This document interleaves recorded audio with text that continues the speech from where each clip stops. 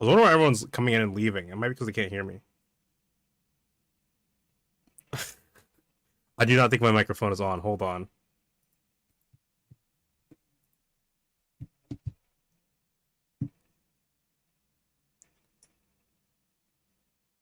I think I fixed it, but let me just double check. I wonder why everyone's coming in and leaving. It might be because they can't. Okay. God damn it.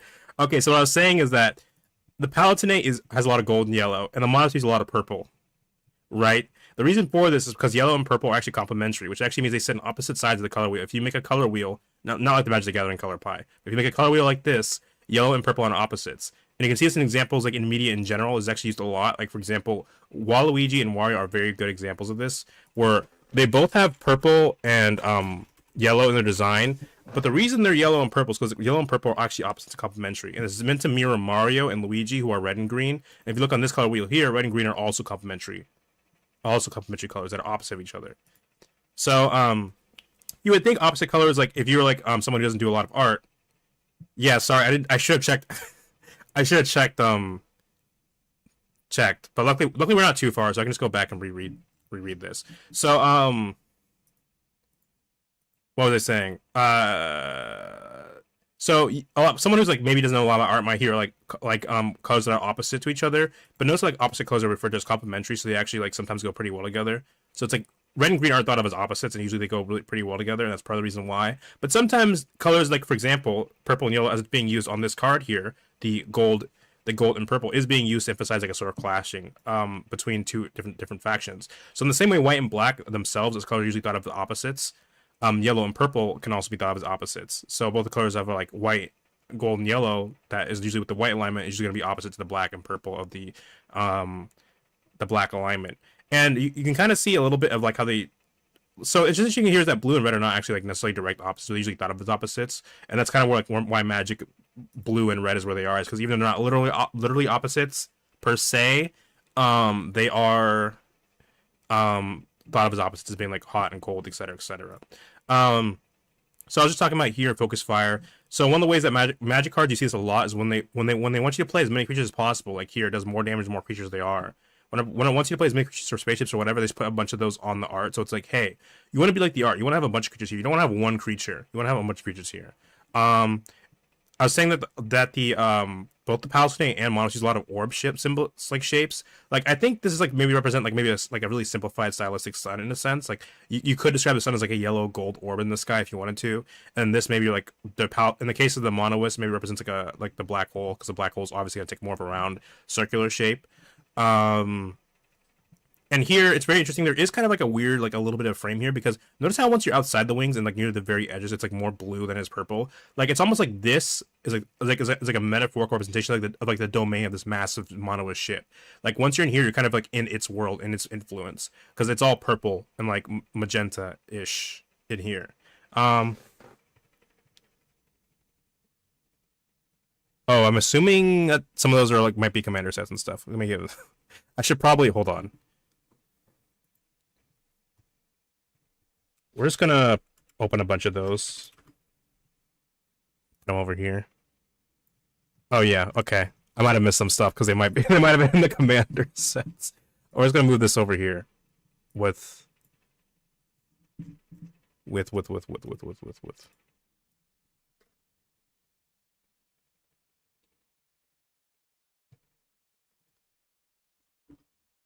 Whoops.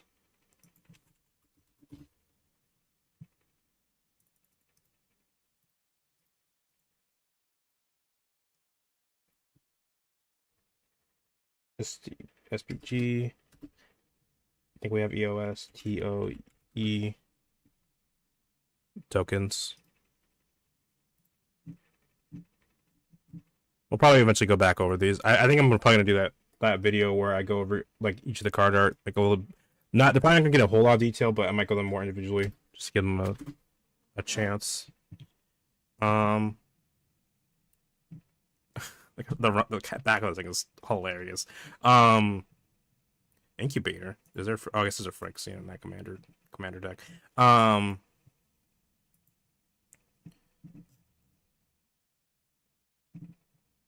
Anyway, the Sariema falls through the dark void toward this infinite guideline. The dark is full of teeth. Sammy sees sees the first one through the telescope, nearly as cold as space. What is that? Tunuk doesn't. What is that? Tunuk doesn't know. Afriel, what's that? Miziformine, Afriel says, a mass leech. Sometimes they just point you out for investigation. Sometimes they kill you. How long's their range? Sammy asks. I don't know.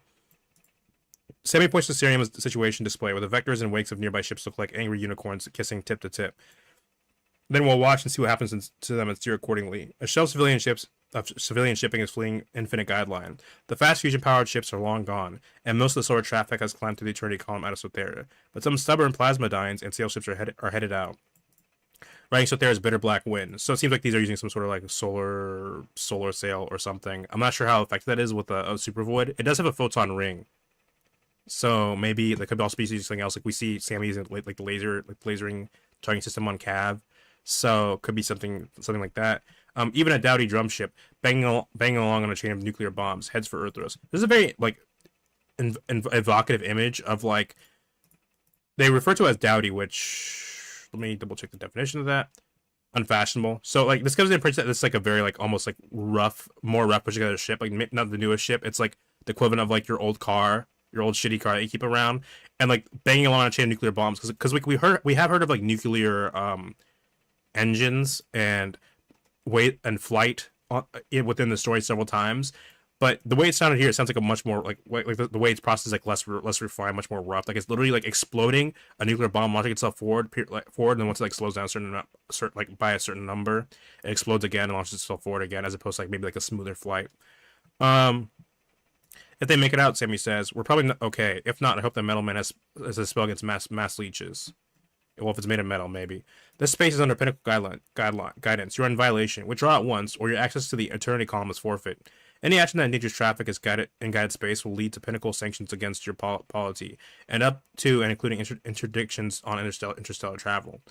They are falling toward the Infinite Guideline, glittering all alone in the dark at a handsome 50 kilometers a second.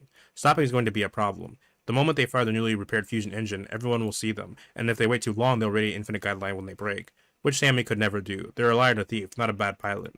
How long? Halia asked from the back of the darkened cockpit. About an hour before we break. The Seriema, for all her charms, is a civilian ship.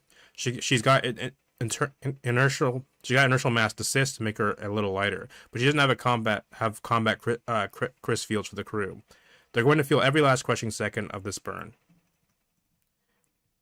I'm picking up some unencrypted battle traffic, Tunuk says. Why would anybody be broadcasting unencrypted?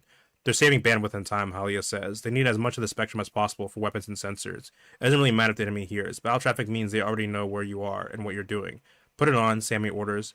A soft chant fills the cockpit. Faller, oh faller, oh faller. I derive from the coordinates. Eyewitness 3. Eyewitness 70 up the bore. Eyewitness urgently alive. A line in the hill. Oh faller who falls.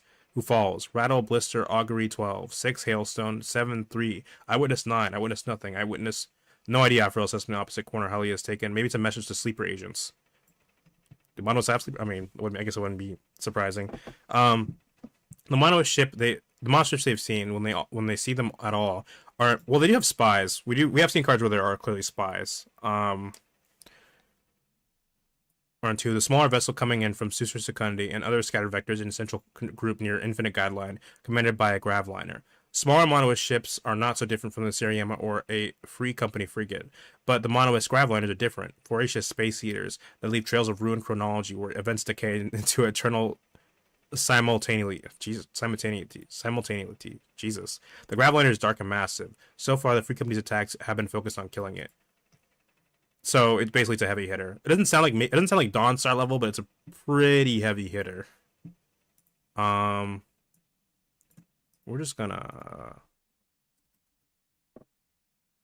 don't have a Gravliner card. Fair enough. Would it be in the flavor text? I doubt it, but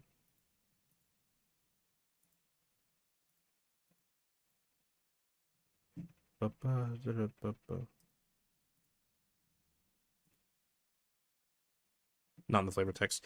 Okay. So basically, as it moves, it basically like fucks up the space and moves moving behind it. Ships are falling toward Infinite Guideline from all directions, like knives thrown out of the dark. They come in faster every hour, some moving hundreds of kilometers a second and still accelerating. So he knows it's a pretty precarious situation because, according to Vondam, like basically they are willing to destroy the Infinite Guideline if it stops the other side from winning. Which and considering that both and that Vondam makes it seem like it's like a maybe last resort, but it seems like extremely likely because if any side wins, the other side's not being like already driven out or doesn't feel like they're or feels like they have a chance, they will probably just shoot the station. So it's actually pretty high. It's like a more than a 50% chance they'll probably will just blow up the Guideline station if they feel like the other side is about to win. Um, the Monos and Sunstar Company are in a bidding war, and they are paying with speed. At first, they were just trying to get to Infinite Guideline and match velocity for a proper battle. Now they've gotten up on breaking, and they're in a race to fly past Infinite Guideline, turtle through the battle without any chance of stopping, cloth the enemy, and hopefully do enough damage to tip the balance for following attacks. So basically, they're going for the back line. Like if you're using like FPS terms, and this is Overwatch, they're trying to get to the back line to stop the supports. Oh, let me drink water real quick.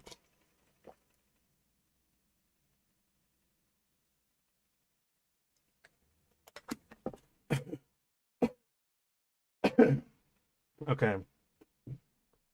It's like watching Armor Knights joust with lances over a watermelon. Nobody wants to hurt the watermelon, but everyone's going to be the first one to break off. The Knights all have night-to-night missiles too. This is incredible, Sammy says in a reverent hush. This is awful, Tenok frets.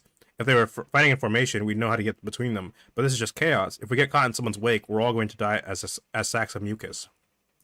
Sammy glances at Halia. Can you put your people on?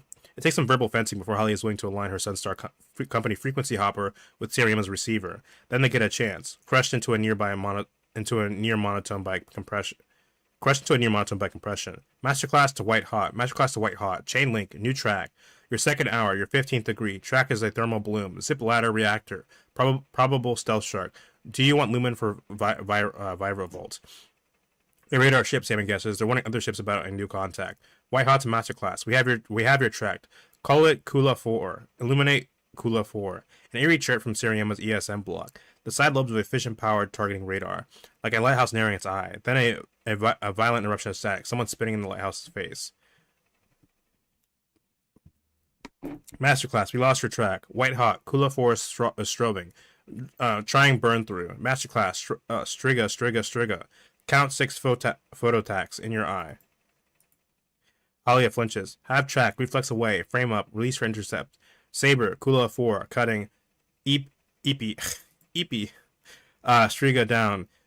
Frame up. Crossing. 2 down. 2 Striga. Reflex tracking. Scratch Kula 4. Then Spectral shows them distant lights. First tiny points like satellites, then a violent green glare dancing from one to the next. The points open to shotgun scratches as they die. One of the tiny white points explodes differently, becomes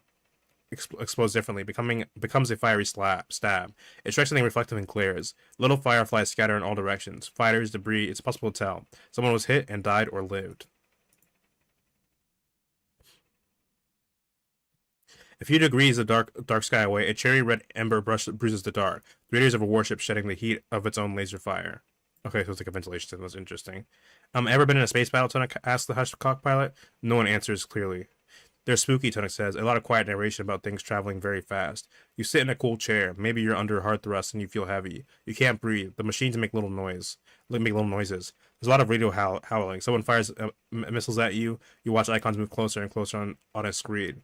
And then suddenly your ship is moving fast, throwing you around, roaring. Then you get hit or you don't.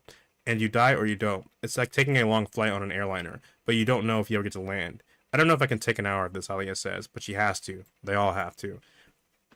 So we know Tenok does actually have experience like in the space navy of the Cavs, so this makes sense as him having experience here. I do like how they're kind of explaining that, like, fighting in space would probably feel very unnatural. It's not like you're fighting like on planet side. Like you wouldn't really hear a whole lot. Shit would just come out of nowhere, and it's just up to your scanners. Revision 15, 3 please. The battle gets worse. Missiles and lasers pulse trains even ever closer to Infinite Guideline. A pair of Sunstar patrol ships try to break too close to Guideline, and Pinnacle shows its heat, lazzing off the Pale Star's shadow shields. So I guess that's like the equivalent of like energy shields. The tiny blades of metal that protect the rest of the ship from its own fusion. They're explaining it. From its own fusion engine radiation. It would be a politely non-lethal way of forcing the Pale Star to stop burning, except that the Monoist killed them a minute later. Whoops. The Siriama falls closer and closer. 15 minutes. 50 minutes, 40, 40, 35, 33. Is the clock slowing down? Is Sammy? Radar claws over them like snuffling wolf nose. Like snuffling wolf nose. Wet and dark, coming ever closer to the fatal threshold of detection. One of the radar noises pauses, changes, becomes a rapid, suspicious clicking. Something's looking at us, Tenix reports. Time to mess? Still 20 minutes. Damn. Okay, give me the laser comm. You're on. Sammy finds the first program's recording. Their own voice goes out. Infinite guidelines. This is Seriema, Echo 7, Babel 590. We are inbound. We offer gifts of information. Request your guidance. Last chance to ask for Malamass, Tunnock says. No, Sammy says. Not when we're going to steal from them. I won't do it. Put the laser comm in the closest Monolith and send to Afrail. So once again, we're getting a bit of like Sam's like maybe a bit of his their white alignment coming through, and like the idea of like they have a very strict like moral like black and white moral compass that they will not break certain things. Like yeah, some things are like morally gray or questionable, but like there's like this is evil. We're not doing this. Even though Sammy's red white, I do believe that we're seeing a bit of like Sammy's like white alignment coming out here. There's a snick of electroplated nickel switch. Sending. Afriel's voice sounds out. I am Afriel of Sukundi. Kamushiku. Chosen by the singularity. My twin in Sothera and her plummet. She will meet him. I am aboard the ship. I have a thing with me sent by Inavita. By the purpose at the end of time, it delivered me here. Now help it bring me safely into the warp where it desires to go. So once again, this feels like a Warhammer reference. Like literally what they use in Warhammer to go fast and light is literally called just the warp, which is very particular to, at least to me. Like there's warp travel, like that's a common trope. Don't get me wrong. Fast and light travel is warp speed, but specifically referring to like the wept as the warp feels like a very intentional like 40k-esque reference to me. And 40k takes a lot from Dune, so for all I know, it's also like a Dune reference. Where it desires to go. Nothing tests our faith. Halia, Sammy shouts, you're up. She can do it, can't she? Out there, they are dying. Her comrades like Walker and Quinn are dead, and the only reason they are here dying is that she failed to return the stone to Vondem on Caveron. She caused this battle Nolan's death, but they took oaths. She mutters out loud. They accepted the chance of death. They're glad to die for their duty. But she broke the oath. No, she kept the oath. She kept to the litany, praised the dawn light, spark of creation. I, as it rises, so we all rise. All of us, there are no exceptions. The calf cannot be accepted on suspicion of some abstract contamination. But the crews of all those ships... Sorry, my nose is like really mucusy for some reason. I might need to take like some Flonase or something. The crews of all these ships in battle... But the crews of all those ships in battles, they didn't see what she saw. They aren't to blame for Vondem's success. How can she draw them into this? Wouldn't turn the ensign over to the company and end the fighting? And in the faith's favor, wouldn't she then be able to say, Sir Vondem, I left you, but I did not abandon you. Come home, be healed. The hole in your head is to blame for everything? And then she could go home to the world after the winter, in the armor of a Sunstar Knight, and crack one of those deep bunkers open to show the parasites within it exactly what solidarity means. Halia, Afriel shaking her, she could crack his spine with her forearm. The thought is present, but not tempting, just an awareness of the power in her armor. I have 2 bombs on the ship, she says. I set them when I came for you. One in the airfoil, which doesn't matter now. Another one on the shadow shield for the main drive. I could set them off, and then we couldn't stop. We just had to fly into space until someone won the battle and picked us up. And then I'd have done my duty. The rest would be out of my hands. His hands clench, and then with the force of choice relax. You said you'd help us. You said you'd take on my case. Beg my pardon. Aren't you a squire of your word? Is it that easy for Monolith? She's genuinely curious. You make the choice and it's made forever. You fall into it like a super void and never regret. I don't know, Afriel says, breathing hard. I don't know if my sister had any regrets. She fell into a super void, so I didn't ask her. She keys up the detonation code in her armor signal buffer. But what I don't regret, Afriel says, is losing my faith. Because I hesitated on the brink of the next eternity, I lived to doubt, to regret, to wonder if I'd made the right choice. Now you get to do it too. Don't quit. A Sunstar Knight would never let that happen. Maybe you aren't cut out to be a Sunstar Knight, Halia. Maybe you aren't cut out to be certain of everything.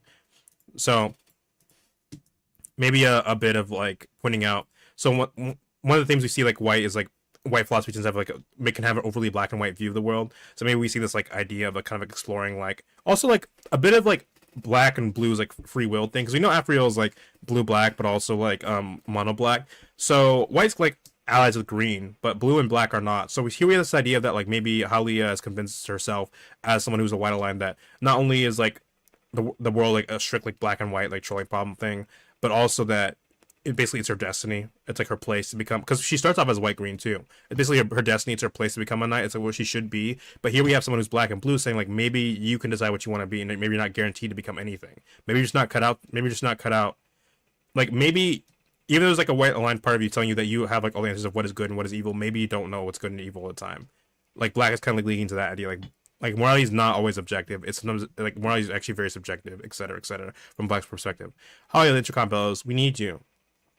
You want to be a knight? Afriel pushes himself around her, hits the wall she's facing, and tries to genuflect. "Squire, I beseech you. I am an apostate from my faith. Now all the great powers of the Edge are hunting me. Help me reach safety. Help me understand what has happened to me. My life is in your hands." "Oh, come on," Halia groans. "Really? He's just a man, a cowardly man who lies. Wait against the fate of the cosmos. He's only pretending to appeal for help." But she has agreed to take on his case, to beg his pardon. When Holly and Afriel pile into the cockship, Afriel says, "Did you know she has 2 bombs on the ship?" "Yeah," Tonic says. "We found them while the Evoy were refitting the infusion engine and threw them out." Oh, Holly says, yes. Dude, I love these two so much. Fucking. Shit is killing me, bro. Yeah, I mean, that makes sense.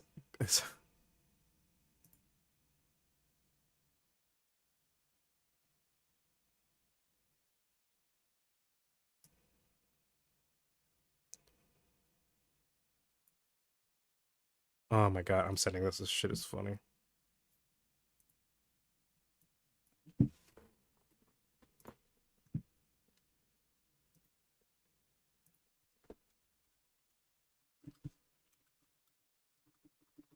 Okay.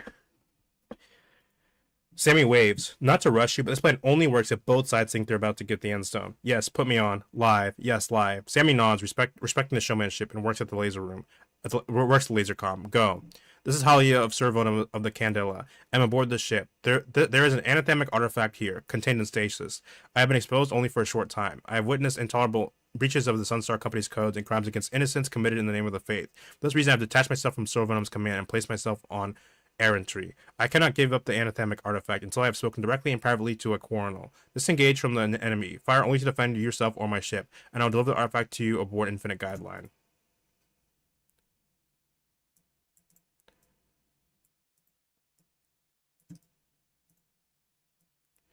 Errantry, the quality condition or fact of wandering. So basically, like exile, I guess, almost. Sammy watches her carefully. She looks calm and strong. The reader produces a neutral synthetic voice. "Squire Halia of Candela. Challenge. Book of Mazers 405 IF 751. While Halia recites the correct verse, apparently from memory, Sammy jabs a finger at Afriel. "Do you know what you're gonna wear?" "Where? You're not going over there in your black robes, cultist. You need armor." "Do you have a spare suit of a mold? Anything that would fit me?" "No," Sammy says, "but we've got something that won't fit you. Tan, go set him up." The fighting doesn't stop. Salvos of missiles shoot through the counterfire and jamming to kill. Fighters arc like the tips of sabers, delivering their payloads and racing away again. Dying or escaping as cold math and hot fluid test each other to the end. Beck and wingmates roll themselves into beams or disintegrate into sacrificial decoys. Raiders scream at the dark, begging for answers. Where is death? How fast? How soon? So again, we get these 2 factions, despite being both white and black, and also like maybe having different like faiths. We see like once again we're seeing like a bunch of parallels, like the parallels between them and how they're not so different after all. It's like they're both like fighting in similar ways, and also earlier we saw like they're both resorting to the same tactics, which was like trying to get past the front line to the back line and then kill as many as their back line as possible, like the support. So once again in this fight battle, we're getting a lot of like the mirroring, like the idea that they're not so different. Like they like to, despite all what they say, despite the dehumanization of each other, they're all like people at the end of the day. Um, and they're both like both religions are very similar, so they both have like similar like despite they do have different faults, but like at the same time, there's a lot of like faults they have that are very similar, like like over reliance on zealotry, etc., etc. But the fighting does not touch the Siriema. After all, the enemy's not the one in control of the end stone. We are the truth faith. Is this what it is all about? So interesting that the I assume the narrator is the stone again. So interesting that it refers to everyone on the ship, the truth faith. Is this what it is all about? So that might imply that at least the stone. I don't know how objective the stone is or how omniscient it is. Hold on, someone said something. I love. Let's talk about loot. I don't know how objective the stone is. The stone might be wrong. It might not know everything, but like that could imply that Basically, it's saying that both the Pinnacle and the Monoliths are wrong, or at least not completely right. But again, I'm still holding out here for like a clear answer because it depends on how much you think the end zone knows at this point. Is this what it was all about? Sammy wonders. Has the end zone moved them all to this place? Sammy delivering a ship, Aphrael delivering the Monoliths, Halia delivering the Free Company. Also, the end zone can pass through the Eternity Column without either Faith or Pinnacle catching it. Yes. Sammy's going to have to figure all this out later. They negotiate rendezvous with this infinite guideline. The controller is a Vi, but it still sounds pleased to do its job. Sariama cleared for post-Periap's retrofire. Do you want Malamass? Sammy exiles slowly. This is an unencrypted channel. Everyone is listening. The damn thing is they could ask for fuel and say passage through the Eternity Column, and Pinnacle would probably grant it. That is the purpose of Pinnacle, to be there to offer aid when no one else will. But if Sammy does that, the Fates chasing the end zone will know it's going to be taken from them, and they will intercede viciously. All the Cav and Turo Duen rose up to protect Sammy, Tonuk, and Aphra from the Free Company. All the Cav and Turo Duen died for it, and Sammy will not ask that of everyone aboard the Infinite Guideline. No, they said. We are under other protection. Let the listening combatants read that as they will. They shut off the broadcast and sit back. Holly is the only other one in the cockpit, and she looks like she wants very badly to be given a job. I wonder what the name Malamass is based on, because I know mass, but I think mal means like not heavy. Maybe a flower. I guess mal is specifically a flower.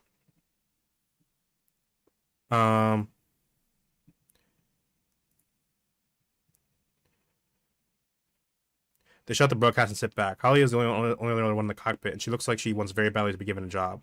Could you toggle that switch, Sammy asked? This one? Keep toggling until I say stop. I think we're going to make it to Infinite Guideline. So I don't think this actually really does anything. We know Sammy likes to fidget, so I guess basically they're just basically making her fidget to give her something to do.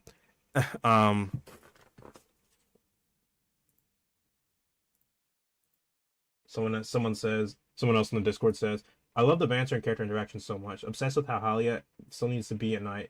It's so central to her, and she legitimately takes up Aphrael's cause because she needs someone to protect.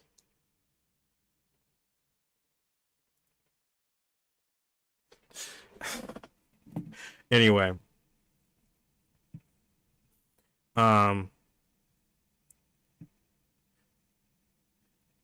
Keep talking until I say stop. I think we're going to make it Infinite Guideline. The next problem is breaking the encryption on the warp fairies. Will Tezzeret do it? Aphrael will do it. You'll keep them safe like we planned, and I'll go to talk to Pinnacle. Do you have a plan for that? Yeah, Sammy says. I'm a con artist, a crook. Pinnacle is an entire society built on giving people what they need, which makes them easy marks. Exactly the opposite. They're really good at spotting frauds. This is very interesting because a lot of like series probably would have been like, oh, they're so naive, and they just think everyone's like. There's a version of the story. It's like, oh, the Pinnacle's so naive. They just give everyone whatever they want without ever questioning them. It's like no, just because you're helpful or try to be neutral doesn't mean you're stupid per se. It doesn't mean you're an easy mark. I mean, and it could mean that it could mean it's hard in some ways in the sense that probably like we can't be just giving shit to everyone. We got to make sure you really, really fucking need whatever we're giving you. So we're gonna have like a lot of things in place.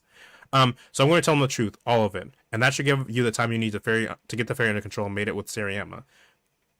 This is where I come into Sothera. This is where I came into Sothera. Halia says, snapping the switch crisply up and down as a solid titanium blade with a bulb of membran on the finger end. It makes a lovely sound. Though the Eternity Column, did you? This sounds like an odd question. If you understand the Eternity Column as a two-way gate, but it's not. The column is a ramp for the ships to leave Sothera into the warp, but only a beacon for ships returning to side real space. So again, this feels like a bit of like a Warhammer reference because if you don't know Warhammer, sometimes the so there's the warp and the Immaterium, and what's like physical space is sometimes referred to as real space. Although obviously, like change it up a bit, so it could be reference to multiple things. As always, I'm not saying this is only a Warhammer reference. So this entire thing is a really big Warhammer reference.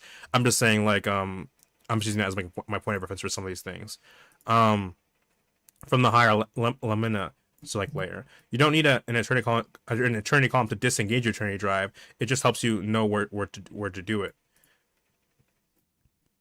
This is important because if Sammy ever wants to come back to Sothera, they may not want to pass through Infinite Guideline. Yeah, Sammy says on the worm speaker. There was a meeting here. I remember all kinds of people: Ilvoy, Eumidian, human, Cap, before the ship set out on the edge of Sothera, and the worm speaker did not return from its voyage. I actually don't know. Halia says, is it important? We went to talk to the voices in the worm wall. Sammy says, I was kitchen help. Not a lot of people came back. You can stop switching now. Halia stops. What does it do? Counts how many times it's been switched. Sammy says. Feels great though, doesn't it? Hey, yeah, Halia smiles at them. It does. I like your ship, Captain. It's a mess, Sammy. But it got me this far. Hear that, Siriama? Just a little further to go. So once again, this definitely feels like kind of like the trope of like almost like the Millennium Falcon's not the original this trope, but this is like a trope you see a lot like in sci-fi. It's like the scoundrels like the old like crummy ship that isn't the best, but like oh, damn, it's old reliable. Like the Millennium Falcon falls into this category. Like the Millennium Falcon is especially called out as being like old and like finicky and weird and glitchy, but it's like damn, is it a reliable ship and damn does it get the job done. So we see a little bit like that kind of idea here. Like there are some parallels between Sammy and Han Solo, but I think reducing the Sammy to just being Han Solo is like a bit reductive. But there's obviously potentially like maybe a bit of the same archetypes and beats there. I don't think Sammy just referenced to Han Solo because they made it very clear that they're not going for like illusions. They're not going like this is Han Solo, but if he was in space, or this is a Luke Skywalker if he's in space. It's more like general archetypes, and the daring scoundrel, space scoundrel is one of them. A cool fact I want to share with you based on the death rate calculated by Mantis and the death rate on the Earth. There are about hold on. I gotta hold on. 3,108,808 worlds in Pinnacle space, each with about 8 billion people. That's like some Warhammer stats. Like billions of worlds under the Imperium control with billions of people. That wait, hold. I never actually. Well, thanks for doing the math. Actually, I would have never been able to do that on my own. That is a lot of worlds, and we only have like 10 mentioned total. So if you want to make your own Pinnacle space world, there's plenty of space to do it. There's also kind of like a mad number. Even if I know it's like an infinite space that's infinitely expanding, but it's kind of insane in terms of like having that much control over that many worlds. And I'm assuming that the 8 billion is like the average here, because I assume some planets have more or less, and it just averages out to about 8 billion per planet, approximately. I wonder if Halley's world's in Pinnacle space. Probably. Anyway. I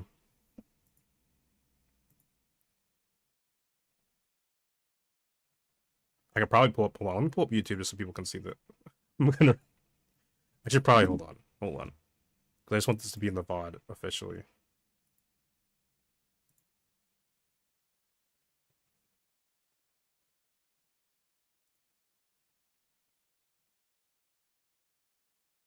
So here's the comment I was reading by Silas Jones. A cool fact I wanted to share with you based on the death rate calculated by Mantis and the death rate on Earth. There are about okay. Just dawned on me. Like, sorry, I thought I didn't really think about it, but Mantis from the last episode. Okay, I got it. A cool fact I wanted to share with you based on the death rate calculated by Mantis and the death rate on Earth. There are about 3,108,808 worlds.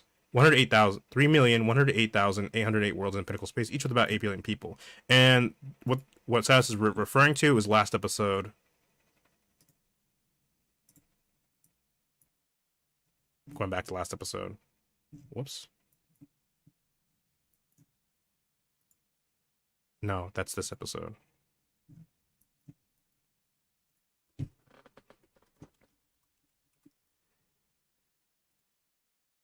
Dies.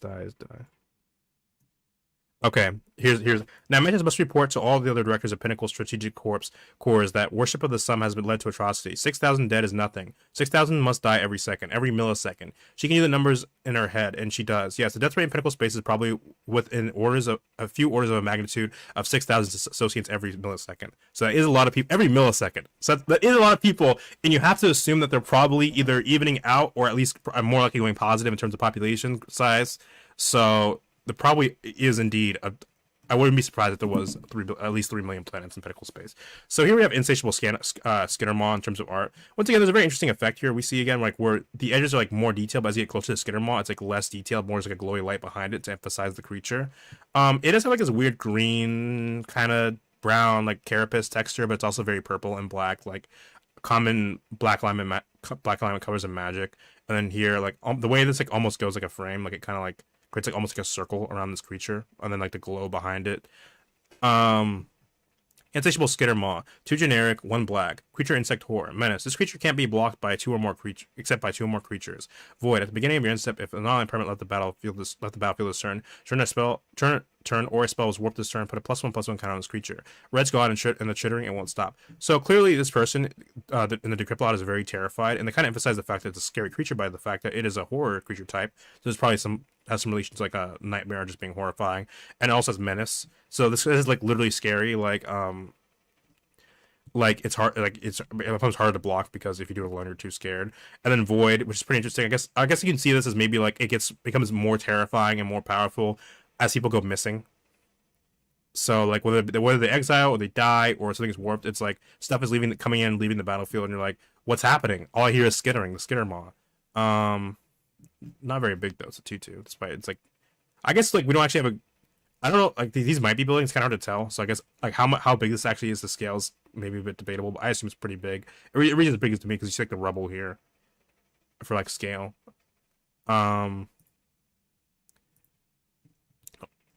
Revision 15, the ARF speaking to EU Midians.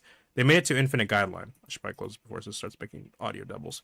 Revision 15, the RF speaking to EU Midians. They made it to Infinite Guideline. The Monos Mesoformans are taking victims. They only attack when a target is both close and slow. They do not reveal themselves when a Hoplite or Chromium shrieks past at 100 kps, radiating like a pulsar, trying to provoke their attack. So once again, we have the Palatinate and the Sumas have a very like star and sun and light theme. It's literally they're literally compared to like a pulsar here, which is like a type of star. So once again, I think about talk about this all the time, but like Wedge is represented by light a lot as a reference to like light being like the idea of truth and justice, but also like this idea of like objective morality. Although while black is associated with darkness, I think more in black's case it's usually like the idea of like doing like willing to do any tactic to win, including like using like the stealth of darkness or like elusive means. I think black is like less about darkness as an evil, more like darkness as like a tool that people aren't willing to use all the time.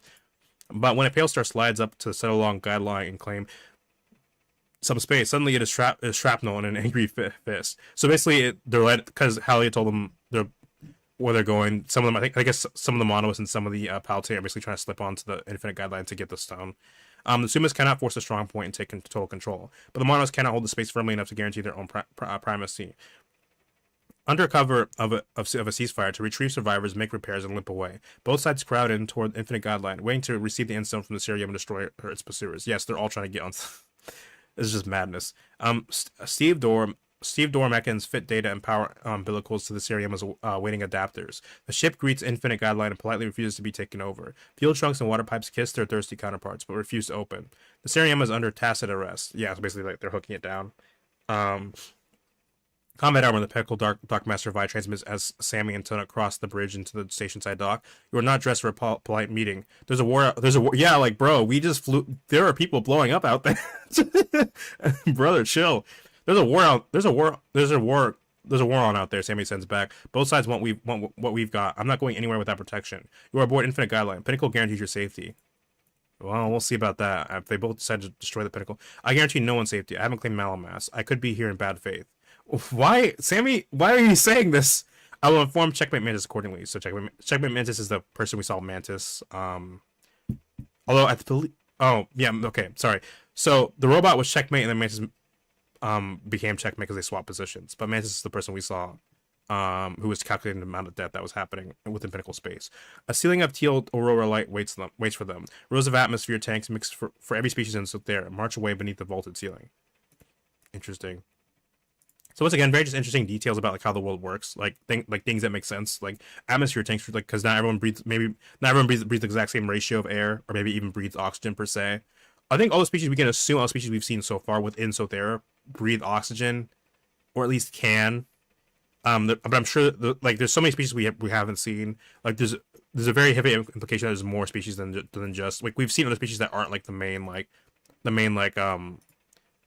species in the Planeswalkers guide. So we know there could be like a species that breeds like methane or something or what have you. Outside the airlock waits an E-Midian with a phalanx of war drones. Sammy's breath catches at the sight. She wears black Pinnacle uniform attire that's pinned up to the femurs of her four saltatory legs. I don't know what a saltatory leg is. Okay, so like she's kind of like a cricket kind of build.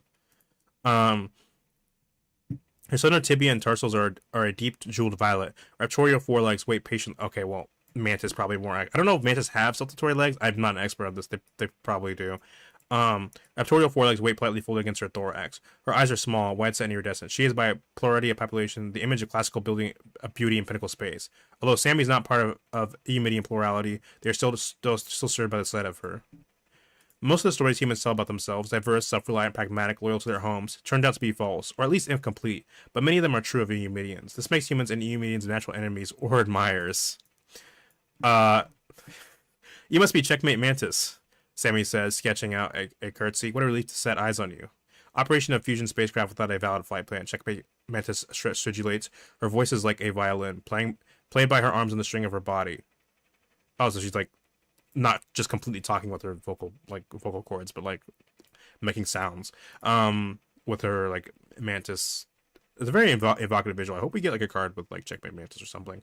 Overdue for inspection and workup. The Sariam is a reckless ship and a danger to the well-being of the commons. Do you come here as a guest or a thief? So this is something we've seen when we saw explored way earlier in the story that Sariam is like being held together basically like spit and tape. There isn't an art to speaking to medians. They're quicker and more rational than humans. So very interesting that like the green faction is like the more rational one, because I think people have this habit of thinking green is just like this primal like naked guy in the woods, like, and there's like this idea that red and green are like inherently like irrational colors, I suppose, as philosophies, and that green is just like some like basically like a guy just like barebacking in the woods, just like eating primal like falling instincts or whatever. And that definitely that can be true sometimes. Like obviously like red is about, but it's not like inherent. And it's like you could have a very logical, reasonable green character or a very logical, reasonable red character. They just have like a different philosophy than blue. Red is gonna be like follow your emotions. If your emotions like, hey, I just want to get to the point and solve this rationally, then that could be a very red or even mono red character that isn't have any blue, but is still pretty logical. And by that token, you could also like not every green character is going to be like just a slavering like, hey, I'm gonna live in the wild and eat meat or whatever. It's like green is like about accepting the world for as it is, so it can actually be a very thoughtful and like thoughtful and like well-reasoned philosophy. But their minds are a collection of autos. They're quicker, more rational than humans, but their minds are a collection of autos, little specialized selves grown through symbiosis with the environment. If you can learn an Eumedian specialty, you can parse which topics her autos will handle well and which require her to invoke a more painstaking logical model. They're asking a human to walk by conscious movement. There is an art speaking to Eumedians, but unfortunately there is no time for it. I have not claimed Malamass, Sammy says, waving Tunnock for it, because I am not here as a guest. Okay, so just admitting that you're here to be a thief. I have come into possession of an artifact unearthed from the clay of Sigma. This artifact has a will of its own. It wills its passage through the Eternity Column. I have been employed to complete that passage and deliver the artifact to its maker. The warring parties outside your impeccable station may its stability and justice radiate to the furthest orbits of Sothera. I just like do that a lot of Sothera where it's like they... This feels almost like weirdly like almost religious. I don't think it is religious, but it feels like almost like a religious thing. Like may it be like praise be his name sort of thing. But obviously it's just trying to like butter. Seems like they're just trying to butter her up. Want the artifact for themselves. In its pursuit, they have already committed terrible crimes against the common weal. Will you receive our witness? Tunnock takes a knee and presents, in an outstretched claw, a quartz memory crystal. Inside it is the Cerium's complete record of everything that happened on Caveron. So once again, we have this like memory crystal, which is a common sci-fi trope. Like even in Star Wars, they have like the data crystals. In Warhammer, it's not common within the Imperium, but we do know like in the Age of Technology, there was like data crystals. Like on Necromunda, I think it details like data crystals that are like in ruins and stuff. I think it's something that people have thought about in real life is also using crystals for data, because most of the data, the means of storage we use, whether it be internet or physical, isn't like forever. Like everyone talks about like how the internet's forever, but that's not exactly true. Stuff gets lost. Information gets lost all the time. I think the point that's saying is like just assume that if you post something on the internet, it might be there forever. So you better be ready to live with that. So be very careful about what you post to the internet. But stuff on the internet isn't necessarily forever. And sometimes it leads to people like overcorrecting, going like, well, obviously this means digital is not very reliable and things can be lost easily if it's digitally stored, which is also not completely true, because the thing about physical media is that it still deteriorates over time, especially when you get like older, like maybe less well built and refined like forms of storage, like tapes and stuff. They still deteriorate. Even in the perfect situation, like even if you put them like in a completely humidity free environment where like they don't erode as quickly, they can still deteriorate over time. So like one of the things proposed is like maybe the idea of messing with like crystals to store data. How close that is to actually happening, I don't know, because I'm not a scientist. Tunic checkmate Mantis muses exiled from Cameron for after transgression against cap ethical norms, cited at much more than 144 incidents of dangerous or fraught activity. If I take this data, will it try to addle the Vi and give the Seriema control of a warp fairy? Checkmate, Tunnock says. This is honest testimony. We saw the free company kill innocent Cav, all in pursuit of the artifact we're carrying, the Endstone. Sammy blinks in surprise. You know, because they now know what the Endstone's called because Tezzeret called it that. But Mantis knew somehow without being told. Mantis cannot blink and does not nod, but her sharp strike over the forelimbs must be a yes. We know everything that happened on Caveron. Sir Vonum came to us to confess his crimes and warn us to evacuate Infinite Guideline. He said there would be a battle over the Endstone. He told us how it functions. We reviewed our data and found signs of its influence. The price of Moxite, Sammy said, the colony on Sigma. Among others, Mantis's forelimbs scratch at her legs, drawing a long, low wail. It sounds eerie and sad in a way that must be tuned to humans. An artifact of this power must be delivered to the only agency that can be trusted to contain it. You mean Pinnacle? I mean the Drix. Yeah, which makes more sense. That actually makes sense. The Drix gave star travel to Pinnacle to avert war, but with that power came a famous warning. All these worlds are yours, but they are older than you know. So basically, the Drix and the Pinnacle have an alliance, which is like the Pinnacle is like, okay, we gave you light to travel, but whenever there's some weird shit happening, you have to call us. We're dealing with all the Eldrazi shit, and we're like, we're storing shit. So I don't know if this implies that this thing could be connected to the Eldrazi. I don't know. It doesn't really seem like it. But we have seen some Eldrazi artifacts seem to reach out to people and then treat them like they're like the chosen one, but it's just trying to basically use them like some weird chaos tinted like Warhammer 40k shit. And we know there's like Eldrazi cultists. Not that I think Tunnock or any of the crew is R1 at the moment. I also don't know if like maybe the Drix, if they're just like focused on Eldrazi, or that's the main thing. Because it kind of seems like they might also deal with maybe like weird temporal stuff potentially, like temporal anomalies possibly.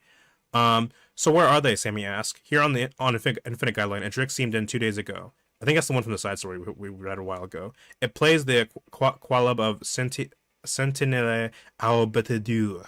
Sounds really French. Sentinelle au Batadur.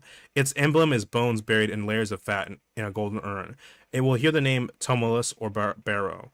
Sammy is aghast. A Drix here? What will they say? What will they wear? Not one in a billion ever has a chance to meet a Drix. So Drix, and once again emphasizing the fact that you don't see a Drix every day. Like if you see a Drix, shit is going down.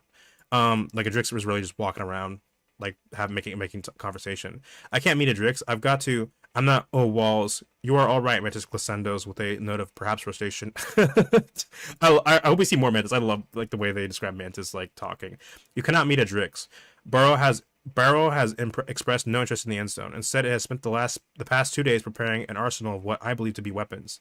Nonetheless, you should give us the stone. You have an opportunity to transfer a terrible burden to those qualified to control it. And for all I know, Barrow plans to take it from you by force.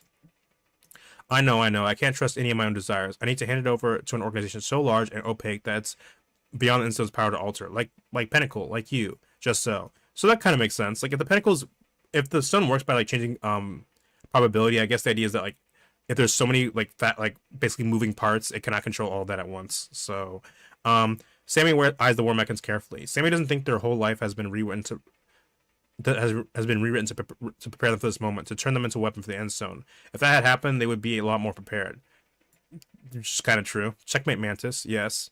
Did Sir Voden persuade you that given the Endstone's power, it might be appropriate, even imperative, to use lethal force to take it from us? Checkmate Mantis draws a long, low drone from her legs. Yes. Then why haven't you? Because I am a good person, Checkmate Mantis says, and I believe that you will. Something makes it very soft, very high, I mean, so far it hasn't proven me wrong, but it is very funny. I'll just say I'm a good person, like yeah, because I trust someone calling them a good person, call themselves a good person. Something makes a very soft, very high sound. It passes distinctly from Sammy's left to right as if crossing the docks and leaving again. Lights go out. The air pumps stop. The docks plunges into darkness. Emergency lighting flushes the cause away with lobes of deep red and pale. I'm the only one who would love to see this like animated. Like if they ever made like a Magic the Gathering short series based on like the short stories, I'd love to see like this like as like an arc or something. Mantis, what's happening? Soft chitter of echolocation. We have been attacked. A penetrating impact. Did you know? Did you do this? No, Sammy says, crouching slowly. I didn't.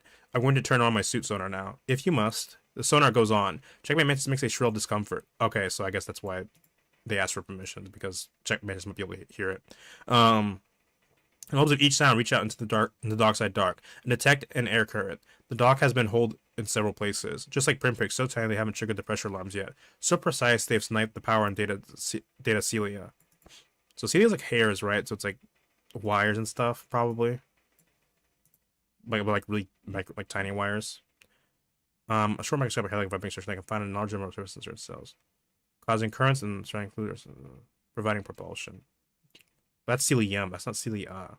Celia, I feel like, is usually in reference to hair. Most mammalian cells, they prepare the can be single super in locomotion. They also involved in mecharesumption. So I assume Celia is like maybe like weird like hair-sized wires of some sort transmitting data. Basically what seems like wires, power and data, like that's what we use wires for, is transmit power and data. Like needles pushed through by a vast scientist's hands, like an injection. Something is coming in through the holes, in from the outside. It doesn't have a definite form or mass or shape. It is visible to the sonar only as a pattern of interference, a waveform of potential spreading out to the dock. The war mechans rattle and hiss with threat displays. Potential matter, checkmate Mantis says, an artificial preparation of unobservable states. Someone's pumping it into the station. Why?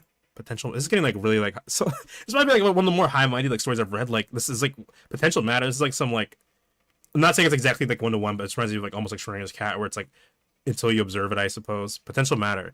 An artificial preparation of unobservable states. Someone's pumping it into the station. Why? Snook takes a deep breath. Whatever his armor flatman picks up makes him sneeze. It smells incredible. He says, like everything. It triggers every possible chemoreceptor in your sinus, as Mantis says. Is that significant? Sammy remembers the kitchens on the warm speaker. Cook telling them, you cannot find a flavor every species likes, kid. So you get two kinds of cooks. Cooks that use no flavor, cooks that use every flavor at once. I think we're being seasoned, Sammy says. Is it the leech coming back? Revision 15, ELD. I don't want to declare defeat too soon, but the fairies are gone. Halia adjusts her grip on Afriel, who is not shaped like Afriel right now. Say again. There are two slow bullets floating from the Seriema toward the tug quay. They're where the warp fairies wait like roosting bats to mate with ships. Afriel is crammed into a suit of Memorial Navy risk armor to avoid detection. Sammy clothed their armor in foam insulation, which means they can't move and can't cool down. That sounds miserable. Halia is very sweaty, and very itchy. Are they both in the same suit? As they drift, they tumble slowly, and on each rotation, Halia goggles at the view. Infinite Guideline is a structure on the scale of the Dawn Sire. A gleaming blue, so it's very, very big. A gleaming blue-white starfish with the blade of the Eternity column jabbing through its hub. We do have a picture of it. I'm probably not going to go over the art again because I've already talked at length about the Eternity, about the art for it, so, but I will show it.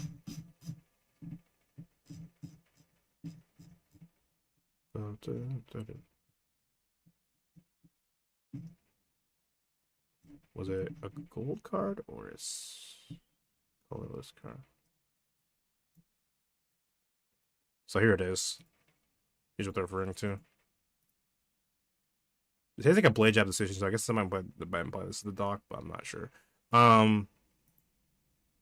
It's easy to imagine the column as a cannon, pointed sideways of everything into the superstructure and the warp. But it's not a cannon, it's a wedge or a ramp or a screw or a lever. So basically they're describing a bunch of simple machines. These are all simple machines.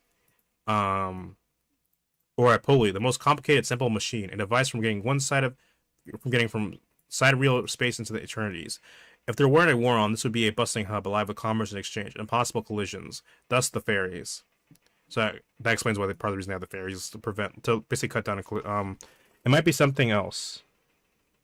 Wait, what are we talking? Oh yeah, the end stone. Yeah, it might not be elderly. Yeah, it could be because there is like card art of like temporal intervention I saw. There's like some weird entity sitting there. I don't know what it is. I haven't read it. So, but I'm wondering like, cause like the tricks probably don't only deal with Eldrazi stuff, right? Like they mainly deal with that because it's like a big problem. But it kind of seems like they just generally deal like certain like temporal stuff, and maybe like it seems like it might be under the purview of like weird like quantum fuckery.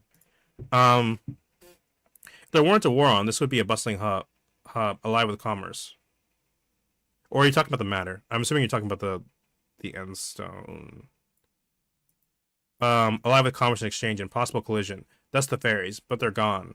We saw them on the way in, she says. Her voice passes through her armor, pressed up against Afriel's. Pinnacle must have moved them inside. Think they know what we're up to, Afriel says. I think they're not stupid, and they took precautions against our most obvious escape plans. We need to get inside the Dockmaster module, and Halia, check your Inspectral. She's already seen it. The Infinite Guideline has just sprung leaks, a lot of leaks. Inspectral detects at least 15 separate jets of atmosphere erupting from the station's Pearly Hall, and all at once. The sweeping turquoise aurora that decorates Guideline's arms and its central domes goes out. Someone has snipped the station's arteries. You did this, she says. That was a strike with singularity beads. It must have been. There was a mech docking with the nearest puncture. It looks like a monastery guardian from Susur Secundi, but it's got a tank of something, pumping gas inside. Golden fireflies ignite on the far side Guideline. I recognize the dark shapes at the tip of each light. Light bridges, boarding craft hurled at their target by a boost laser. So once again, seems like it's probably some sort of solar sail. Whatever breached the hall. Yeah. Yeah, that. The Solar Knights are making a play for Guideline. My people are going after the Seriema, she says. We're running out of time. I got a bad feeling about this, Afriel mutters. Is that a Star Wars reference? I got a bad feeling about this, Afriel mutters. On their next rotation, Holly catches a dark spot crossing between them and the Guideline. She takes it for a Monolith boarding pod at first, something like an inhibitor. So the inhibitor is like, I think what Afriel originally wrote on, like a strike suicide squad. But the way it moves is squid like pulsation. She transmits footage over to Afra. What's that? Ooh, shit, Eldrazi. No, is it? It's using Eldrazi art, but that's a Misoforman. Your boarding ship are probably attracting them. How many limbs do they have? Limbs, arms, legs, tentacles, appendages? None.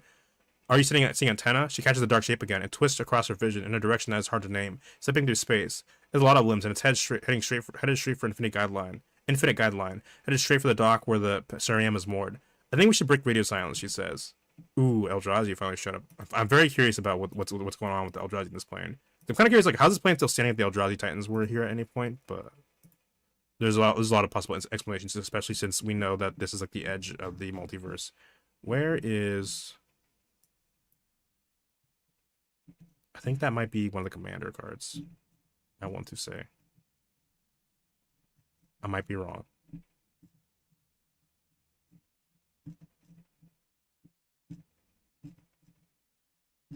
No, surely it was not.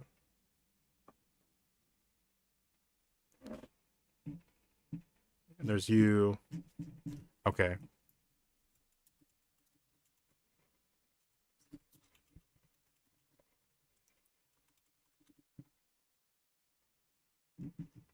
Well, that's not right.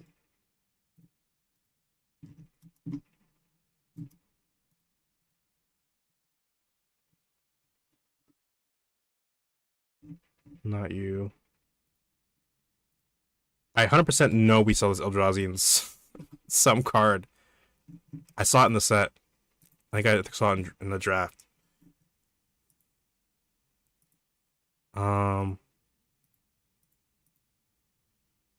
It was like, it had a name and everything.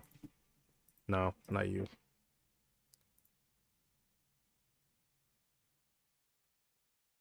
Anti-causal. Oh, it might not be a creature card. That might be why I'm getting it wrong. Anti-causal Visage.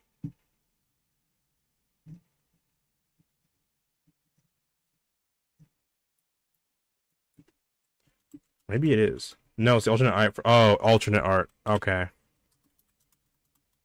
Well, I'm gonna do this. Okay, so it's alternate art for this. There it is. Usually I just go over the default art, but I guess we'll do this because the art they're showing, which is a very interesting choice. Because usually they only use the default art, but very interesting choice. I guess to capture the way that's moving. Anti-causal Visage, 6 generic. Creature Eldrazi. When this creature leaves the battlefield, draw a card. Then you may put a permanent card with mana value less than or equal to the number of lands you control from your hand onto the battlefield tapped. Warp 4. So here we have the Eldrazi. I wish I remember more fun facts. I do remember their appearance is based on something. I believe it's based on like the roots of like teeth or some sort of like mouth tissue or something. That's why I think that they have this effect. It does like specifically kind of like very tentacly. I forget which Eldrazi. Like it's there's Emrakul, but I think there's also like another one like not Kozilek. Hold on.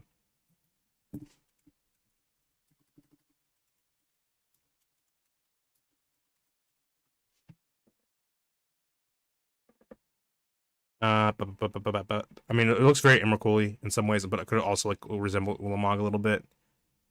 Because Kozilek tends to be like a bit more armory, I think, in appearance. This looks like it could be like a. I don't think Emrakul made this like recently. I'm not saying Emrakul's floating around. Like I think Emrakul's still in the moon right now, the Innistrad moon. But I mean, obviously it's a very like weird like eldritch like creature, like a lot of tentacles, almost like Lovecraftian, like putting tentacles everywhere. Probably not very fair to like Lovecraftian as like a descriptor because it's just like Cthulhu, not everything has tentacles on it. But and it's interesting like bit of like speed line, like it shows some like weird motion, but it's like some odd like sort of like space time warp, and then here we have like a ship. It looks I can't really tell which faction that belongs to. It doesn't look. I would say emitting, but it's not green, so it could just be like unaligned. Um, so here we have the creature moving really fast, and it's just like weird like time space warp shit. Like if it leaves the battlefield, so if you warp it, something else will come to replace it basically. Um, Again, it's just very weird. It's like it doesn't have a face, so you can't read its emotion. It's like it's weird like tissue, like root tissue, membranous shit. Uh, and these lines also help draw your attention to it, but also show like some weird movement. Like it's kind of hard to tell if it's like moving to this way, or maybe it's because it's called anti-causal. Maybe it's like moving in this direction. It's moving. There's like some sort of ship under it. Um, I mean, very weird shit. The normal one is just kind of like it's almost kind of weird. It's almost like it's hiding from something, but I think it's just grabbing itself. Like it has some sort of like thing in its hands. I thought this was like a head, but it looks like it's like wrapping its own head or some sort of orb. And it's very interesting how big this might be because like at first you think it's just like tree roots in the background, but it's like wait a minute, this is like extending from its body. So this could all be it extending. It could just be weird Eldrazi stuff, and it just happens to be connected to it. It's a bit hard to tell. Um, it's like this land of like it almost just like how like powerful, devastating it could be maybe because there is just like sand and like a barren wasteland. Um, Correct. Emrakul is currently in Innistrad. Yeah, so we know that Eldrazi were here at some point, or at some point, so could be related to Emrakul by virtue of maybe Emrakul at some point passed through this plane. But then again, I once again have to wonder if the Eldrazi were ever through here at this point, why is this place still around? We know the reason Innistrad is still around is because Emrakul just kind of wanted to hang in the moon. But like, if all the Eldrazi Titans were passing through here at some point, I mean, maybe it wasn't all of them, maybe just like one. And it is at the edge of the universe, so maybe they're just passing through. Who knows? Um,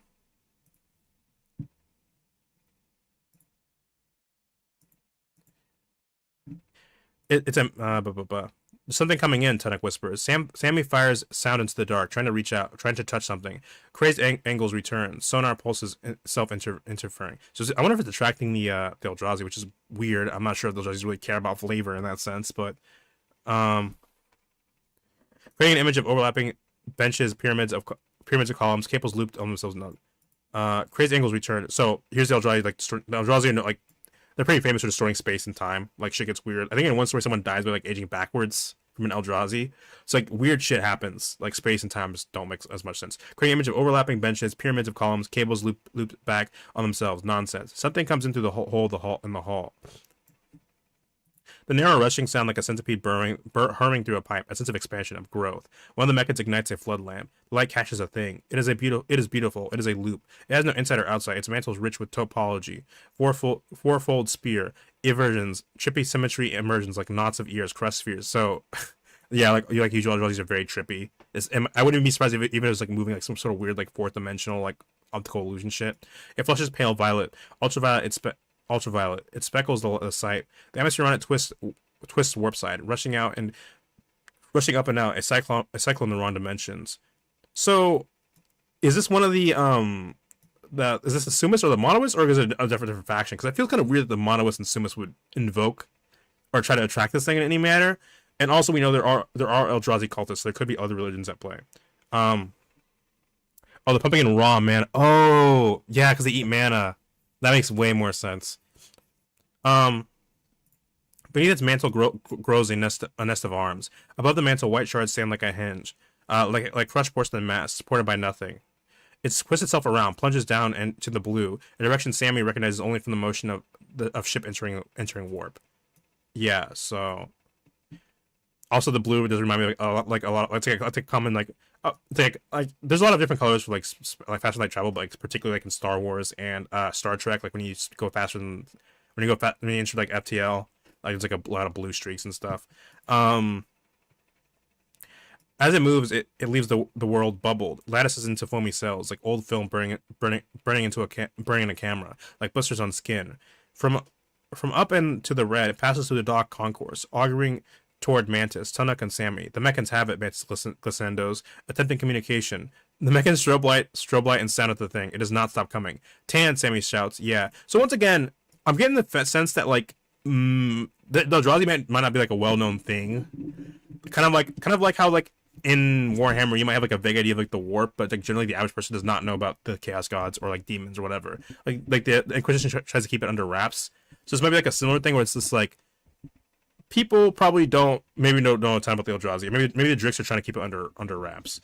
Get ready, because it seems like weird that if you do know what the Eldrazi is, why are you trying to communicate with it? So I have to assume that at least Mantis doesn't know what an Eldrazi is or hasn't met one, and that maybe Eldrazi aren't like common knowledge that everyone has.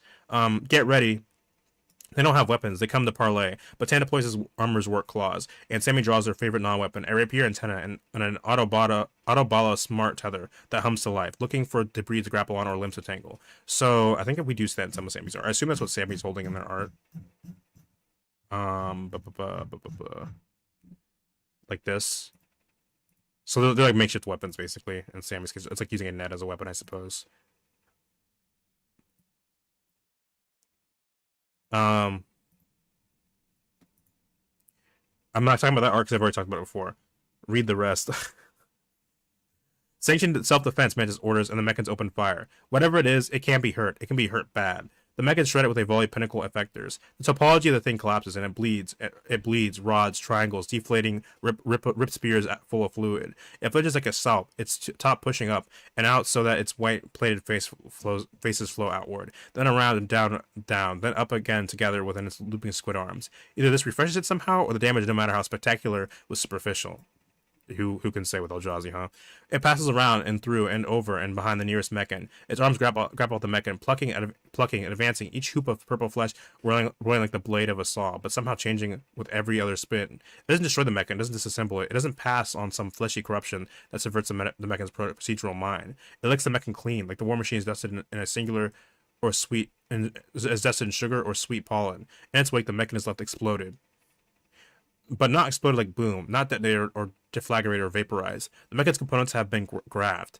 A lattice of white chalky stuff that connects plates, joints, weapons, sensors, even the Mechan's computer brain has been erupted into dense fuzzballs of chalk. Like each quantum well and junction has been pinned to a node of the graph. So this is like very Eldrazi stuff. We've seen this before, especially on Zendikar, where when Eldrazi suck the mana out of landscape, they leave like this weird like chalky like wasteland and stuff behind. Let's see if I can get some good art here. Like here, like Bane of Balaged. Here we can see like they leave like this stuff behind, like when they're sucking mana. So I guess the implication is that mana was being poured into the thing, but also that it sucked the mana out of the machine. And we do know that, like according to like Tezzeret, again, not as like magically advanced, so it's possible that they're using like mana and stuff in their machines.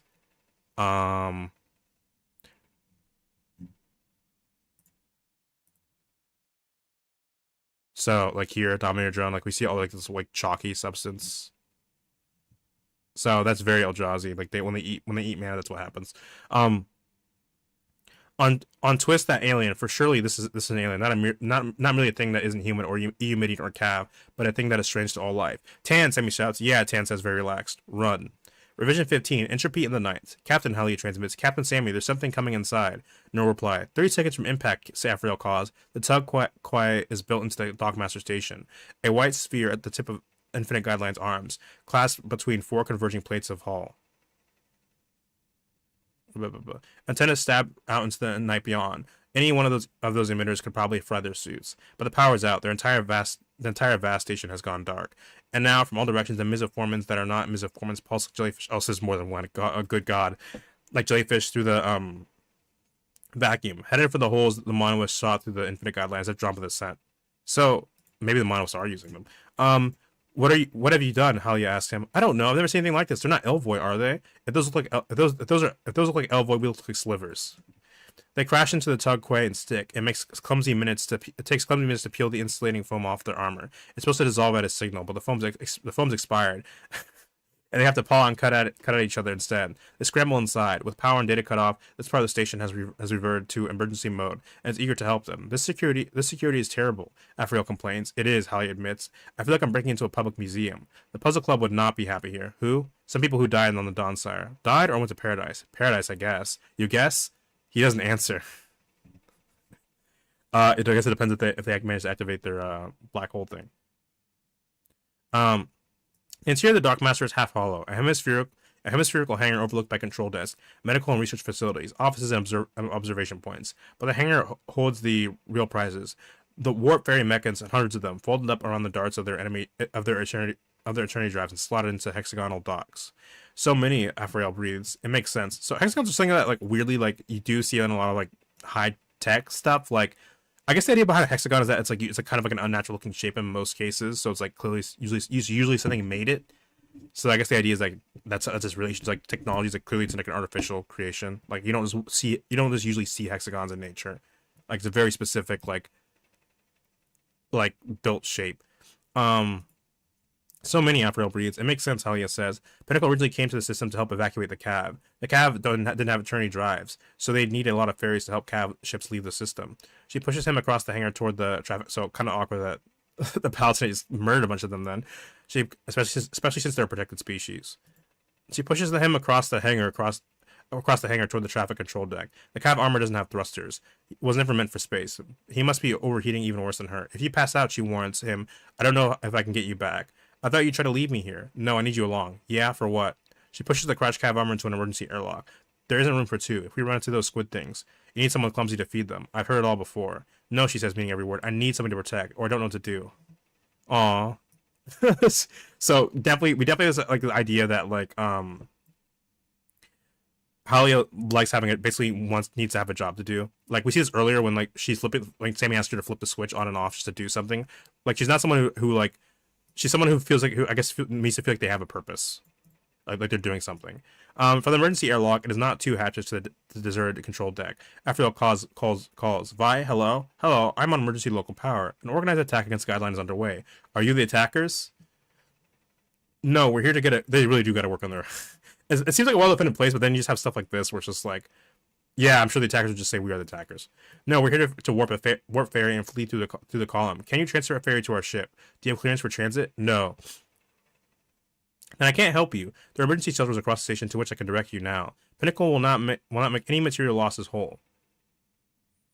See to your lives. There are codes to override control. There are codes to override control ferries. Yes, there are 512-bit lattices, base secrets, There are 512-bit lattice-based secrets restricted to members of the strategic cores. Okay, Afriel says, squirming around inside his suit so that it rocks. Ready for the code?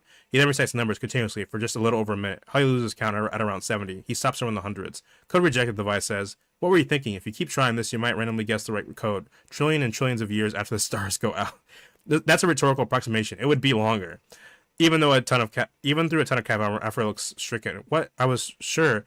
You thought you'd use the end stone, Holly realizes. You thought you'd guess randomly, then in the future you'd get the end stone and make your guesses correct. Guess correct. That's exactly what I thought, he says. Wall, I should have brought it with me. Now we've got to go back to the Seriema to use it. That's not how it works. You'd cause a paradox because if you get the code right, you wouldn't have to use the end stone. Sorry, I just have to think about what they're saying sometimes. So it's like it's just but I know I'll have to use the instant to get the code right, so I'd still use it. There's no paradox. There are never any paradoxes. The grand cosmic accordance is right, she declares. See, the future hasn't happened yet. It's not real. If it had, you'd have already gotten the code right. But when we get to the Seriema, the future will be the present, and you'll use the stone to remember getting the code right because it can affect the past. Then when it's in the present, but it can't affect the present when it's in the future. Afriel starts to laugh. You sound like you're having a stroke. I wish I could understand. I cannot completely understand what she's saying. I think I get the gist of what she's saying in the sense that if the stone was really all powerful, you would have gotten the code right already because it touched you at some point or will touch you at some point. But it can only change the past, is what she's implying. Basically, it can adjust the past to suit its favor, but it can't change the present. I bet you know all about having a stroke. Stroke, monk. He laughs harder. She starts laughing too. Fine, she says. Fine, all right, go. Yes, let's go. No, you go back. You go back. Use the end stone. I have to stay here. No, look, my suit doesn't have thrusters. You need to carry me back.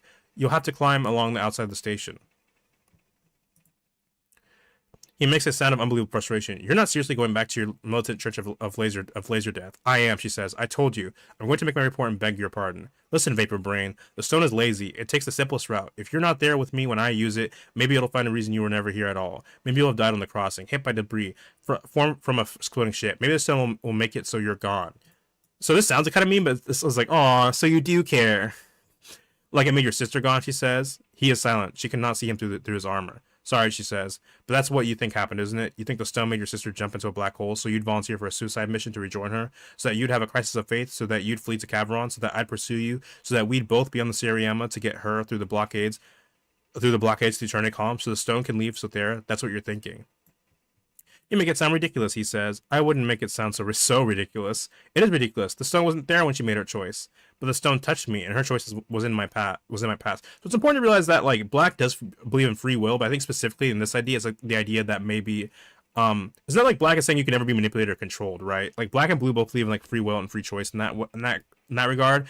But there's like a flip side to that, and that because people have free will, it means you can kind of sort of manipulate them to do certain things. Like if you're like super heavy green and you believe that everything is going to happen a certain way no matter what you do, then like in a sense maybe manipulation doesn't make as much sense in the grand scheme of things because people are going to do something anyway. So you really wouldn't have to manipulate them as often.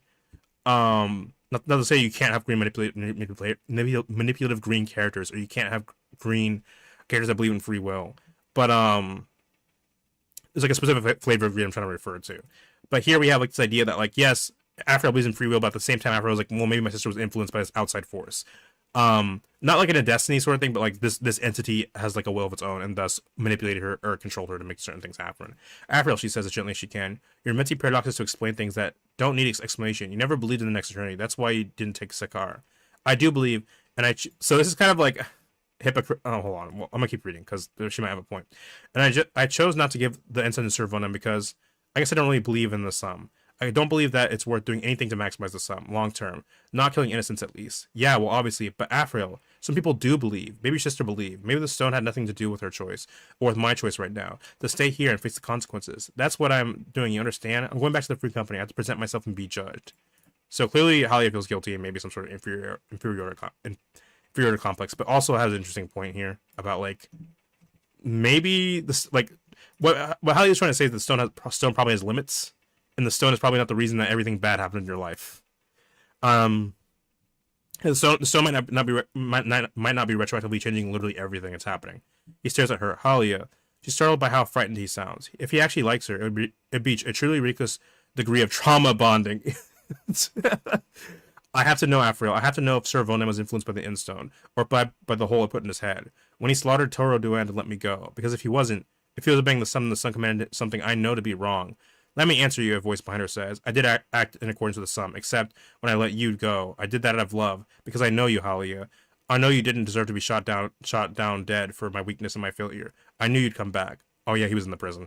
Golden light rises in the control room. He is here, standing on the far side of the control deck, between them and the airlock. His helmet is open, his twin bleeders shine with coherent threat. We can take the end zone now, Sir Vonum says. You and me. We'll make ourselves right with the sum. Come home, Halia. So it might be an interesting bit of like fighting as your master.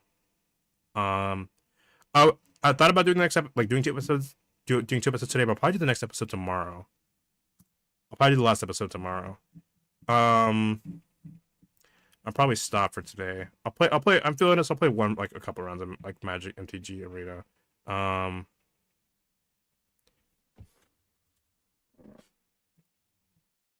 Let me put my Discord notice to streaming. I think sometimes people ask me to play games and I don't realize that I'm streaming.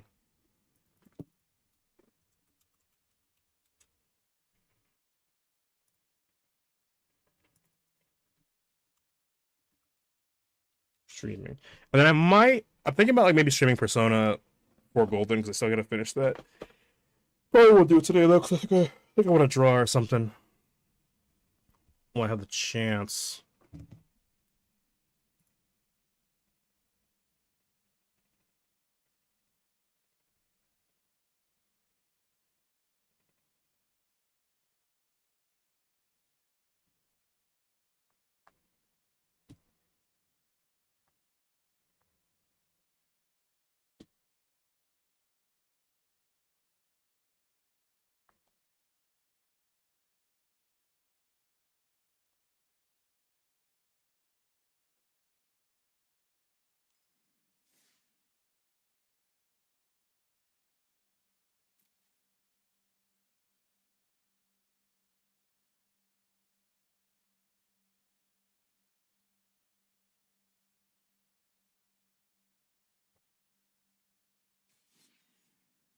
I'm still working on this deck. I'm thinking maybe it might not be perfected.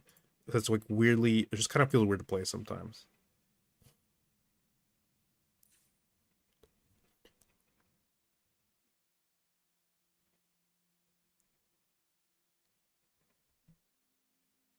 This is not the right deck.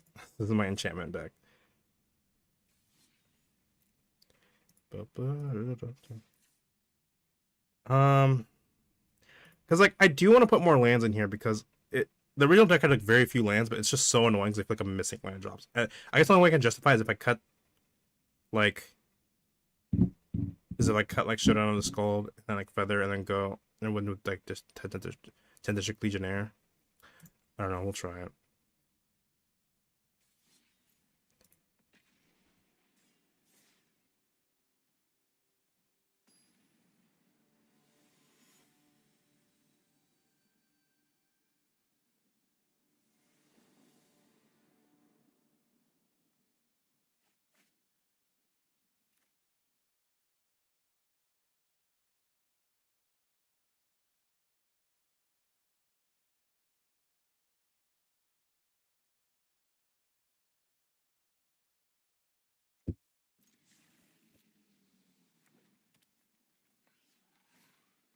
Utopia Sprawl.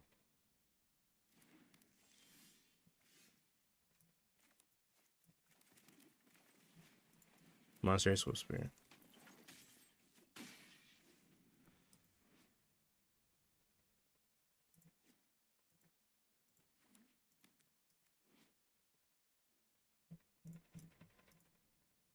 Oh yeah, also my rank reset, so I'm back to plat. I was hoping to get to like diamond, like I think it wasn't diamond. I was hoping to get like to top 500, but I just got like I kind of started slacking on it. Oh my god, everyone's running from the fucking land destruction decks these days. Someone was running it like yesterday too. Oh my brother, cut me some slack.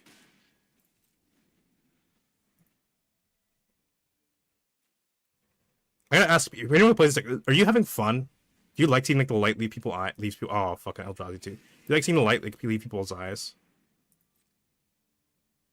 So my God's Way doesn't really work because it doesn't protect from colorless.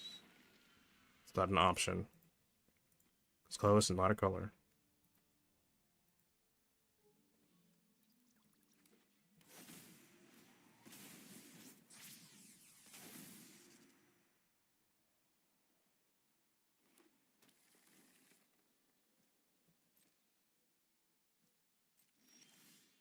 Oh boy.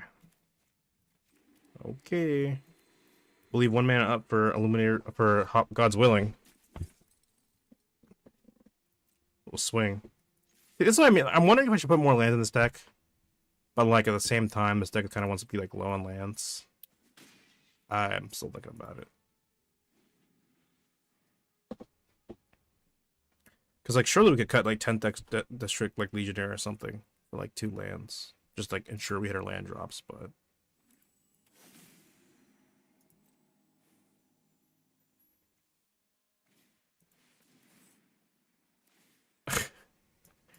okay. I'm just doing this to I mean, I probably shouldn't. I probably could have saved it for next turn, but like I'm not sure we're really gonna have anything to protect from against anyway, because they're playing colorless, so here, you get protection from green. We'll toss you.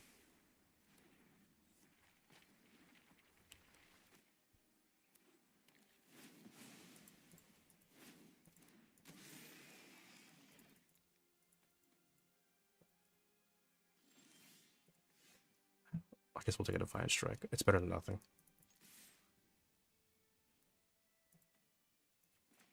I mean, cast Defiant Strike to kill something, maybe.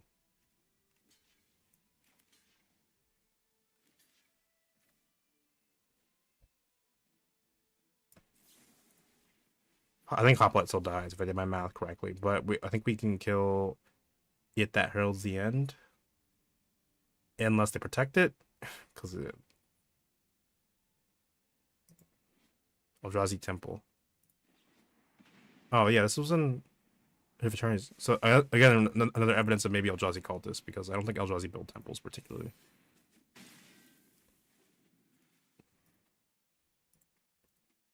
Okay.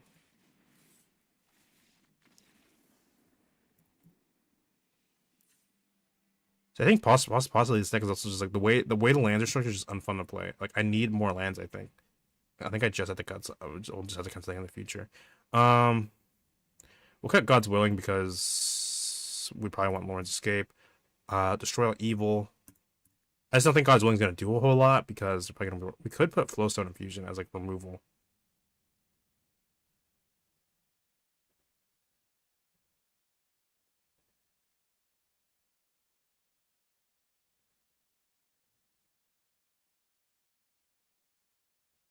Yeah, we'll put. We could use that as both removal and a buff. So.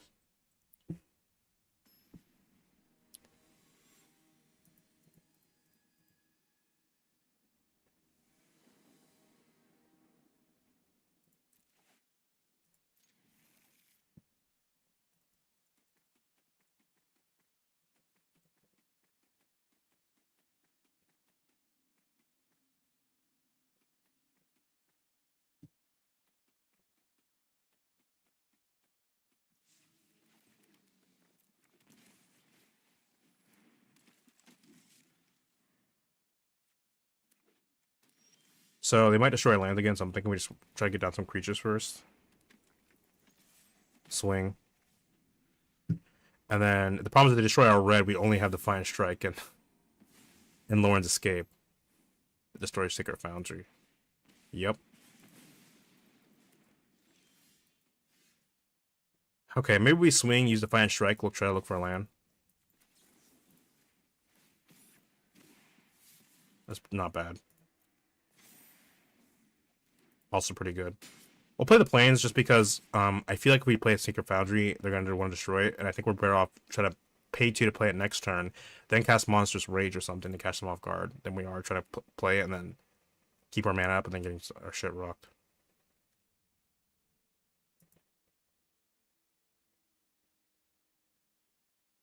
See, also the thing is, though, you don't want to have a ton of land in this deck because, like, Illuminator Virtuoso wants to connive. You want us to discard. I have to think about this. I think this deck needs a serious rework. I think I was not cooking.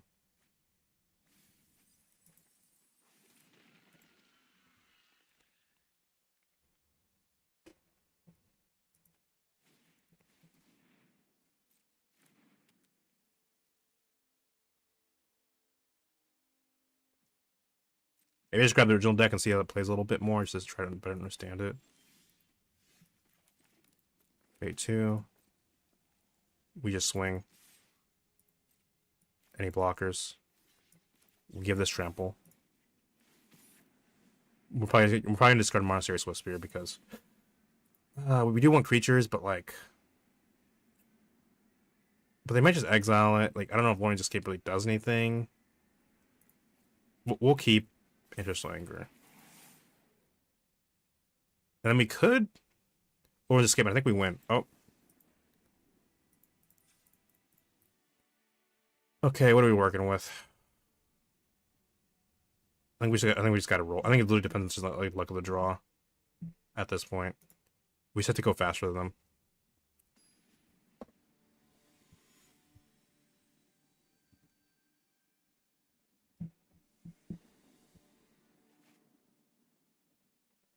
This is not a bad hand. We got our red mana. The only problem is that they're going first. I think they have a really big advantage because of how their deck plays. Because next turn they'll probably be able to Stone Rain or something. Anyway, favorite Hoplite. And then if they destroy this next turn, we can try to Ancestral Anger like twice or something. Yep.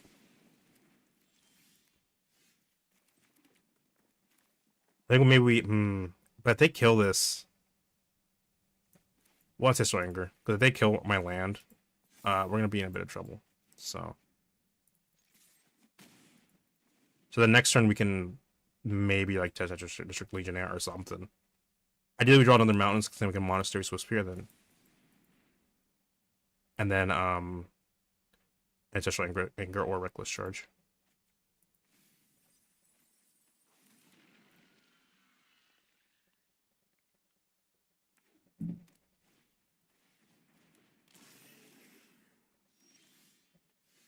Ugh. Okay.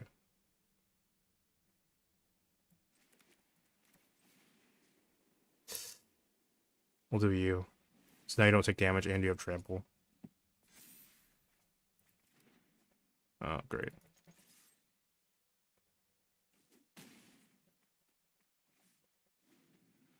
Maybe I should have played Sajiri Seltzer because I can cast any white spells anyway. Uh, but we'll swing. I think we just bluff. We swing and we see if they try to respond with anything. Okay, they don't. They're too scared. Dread Arcanist, I think we need that. If we want to win this, we want to try to get Dread Arcanist on the field.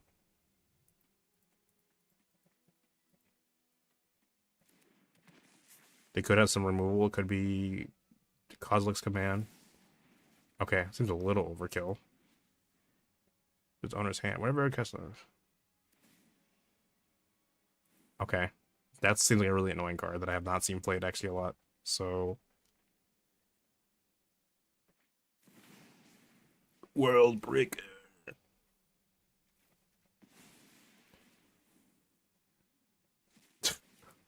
Fuck me. If I can get a mountain, we might still be fucked. To be honest. Okay, we'll play you. We'll play you. So I think we just let them swing if they are, and then if they don't get rid of these, we can maybe swing and then reckless charge or something, and then pull a spell. Let's just pull like one out.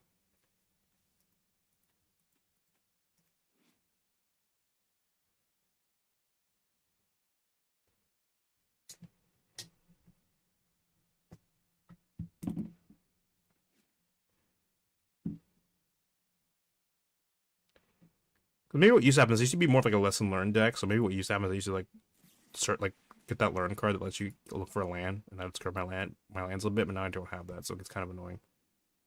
Scries X and draws a card. Well, that's exiled. Swings maybe? No, still on the defensive. Okay, we can now play Feather, which is pretty good. We'll play Feather. That thing has reach though, is the kind of the problem. So we're gonna put Reckless Charge on our favorite Hoplite, so it gets a +1/+1 counter and can't take damage. And now, because we have Feathers, this will go to our exile and then come back at the end of the turn. So ideally, we can just keep casting this over and over until we figure something out.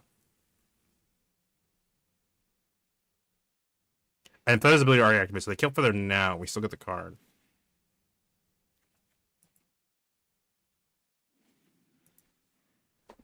But the problem is, if we wait too long, they're just gonna play a Titan or something, and we're dead.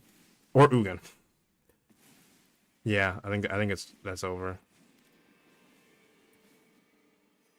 Unless you want to swing now and throw.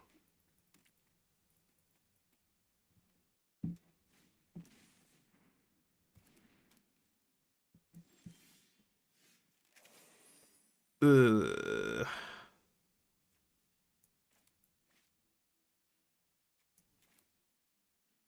The problem is, ideally, we'd want to be able to catch. Okay, we can cast Illuminated Virtuoso, Monastery Swift Spear, into Reckless Charge.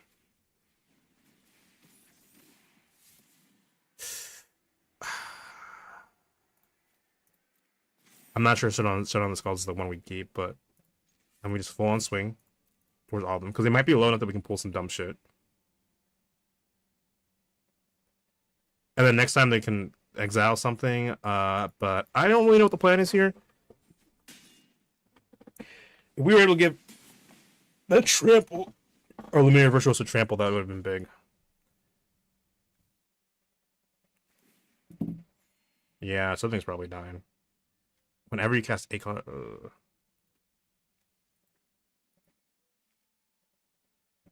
so next time we can try to cast Shut Out of the Scalds, exile 4 things, try to grab something fast.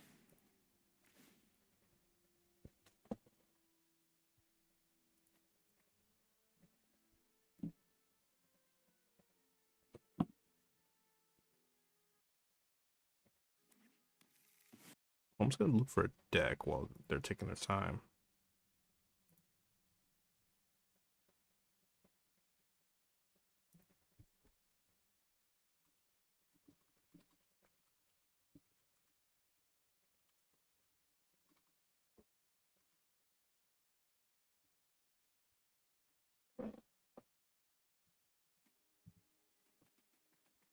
We're dead.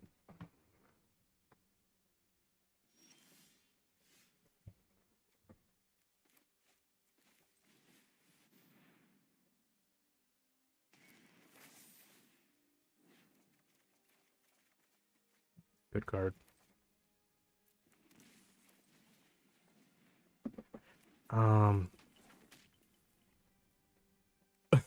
They're about to ult.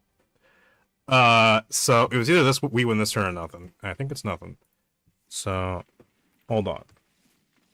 What if we check? What do you got for us, buddy? I'm swear I feel like this deck could maybe work. I'm thinking about putting more. I think Hearthfire Heroes get banned, but surely. See, because this is kind of like my deck, except it has like, right? Please give me the deck code.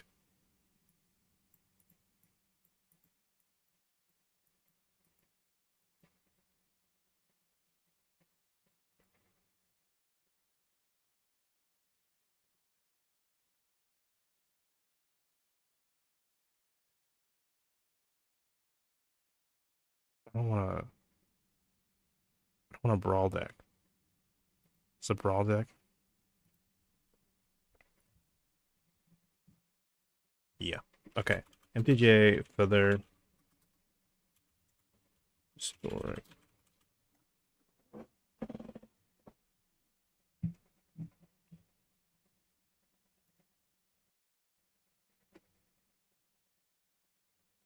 No, it's running green. I don't think we want to dip in the green. No reason.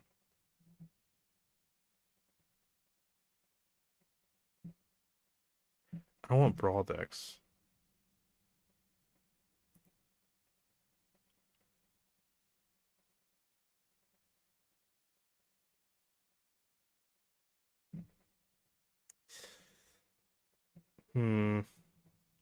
My first thing is just put more lands. But at the same time, I mean, is there a land that's like, what about those flip lands? Surely I think it's like a spell, like a land on one side that we could like, if we have to, we can pay 3, but also we can throw it Illuminator Virtuoso if we need to.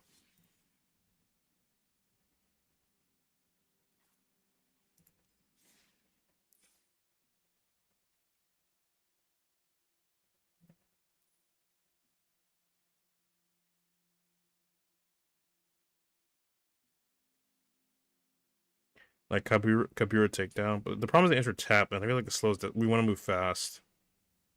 We don't want to move so slow that Quarry Mountain Monastery is not bad.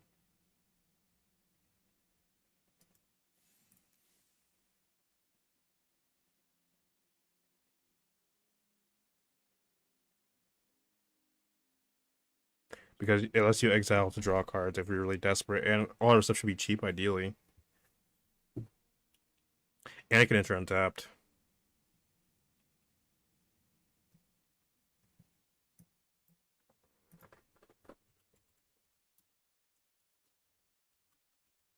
PGA Historic.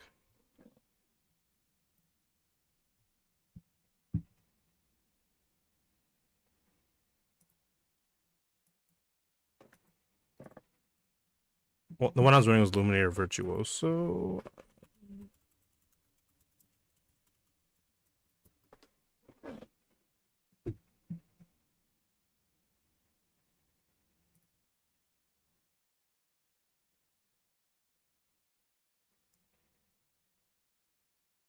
Today we're going to be playing with a budget Boros.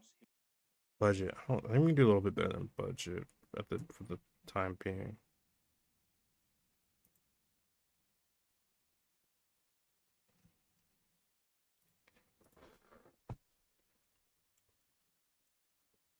Historic. All we have is this to go on. I don't know how good this deck is, but okay, that's not the one we're running. I don't think.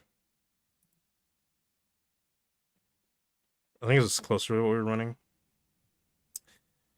I don't want to change this because I feel like we could definitely upgrade it somehow. I'm just not 100% sure how.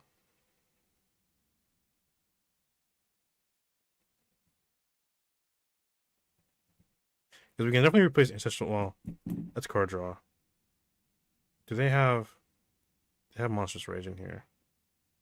18 lands. Okay, I'm gonna see what happens if we just try to add more land for a second. Because surely...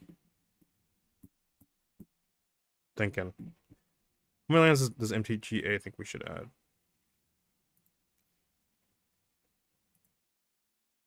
You think we should add 64? We can probably go a little bit under, I think.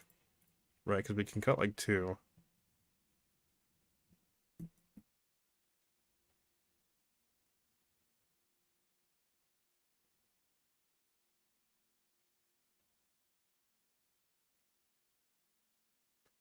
The Speculative Hazard is land though, but it's just tapped. It's annoying. I'm not sure how much good it's actually doing. I think it's cute, but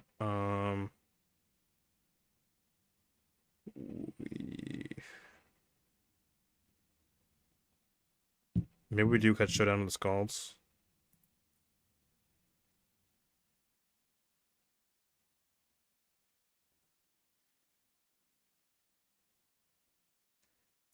Because if we can get enough card draw from other sources, like for a Defiant Strike. But Showdown of the Scalds, okay, maybe we have one Showdown of the Scalds. Maybe we cut Feather.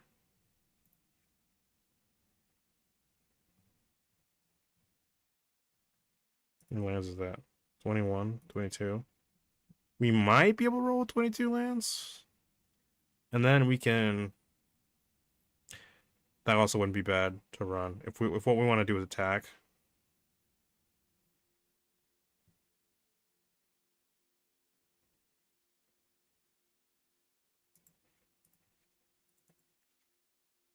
Something like that. And then,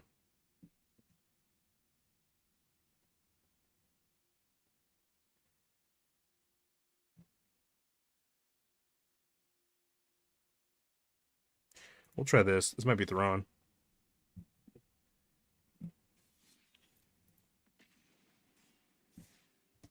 I'm thinking, because it's hard for me to get around, because I think we just want more lands. I think the deck is trying too hard to, like, go under and, like, to be, like, cute and, like, activate Luminary Virtuoso.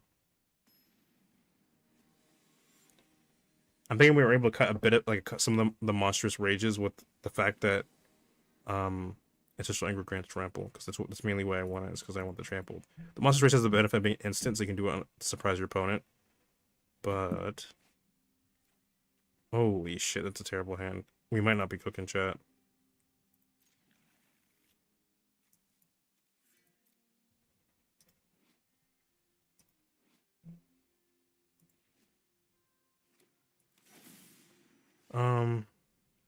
Let's play a white.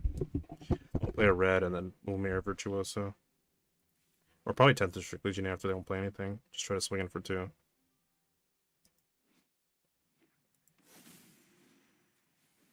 Slivers. Fair enough. Swing here. They're not going to want to block this. So then we can Defiant Strike to draw a card, and then Scry and draw a card, which is pretty good. Okay, I think we swing first, and then we can just do a good chunk of damage. We're gonna wait to play that. So we'll swing here. Okay, they're not gonna block, so we can Defiant Strike, Scry, draw a card. We definitely don't need a land right now. We'll take a Hoplite.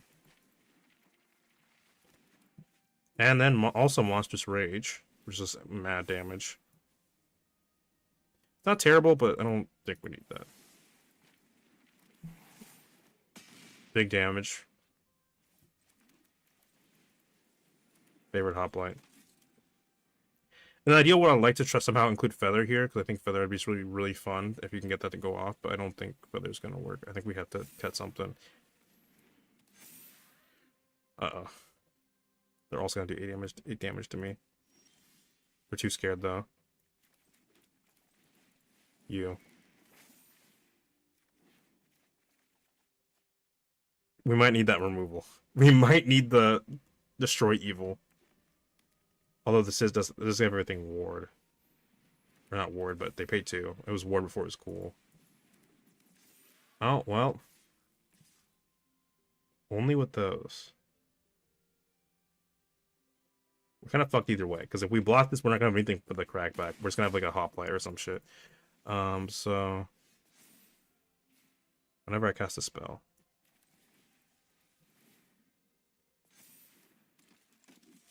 we might want steadfast. I mean, homestead courage because that grants vigilance, and that might be really good in this deck.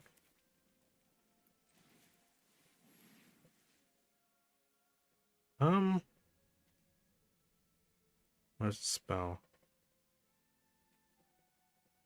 Well, I mean, this does have trample. We might just be able to bowl over them.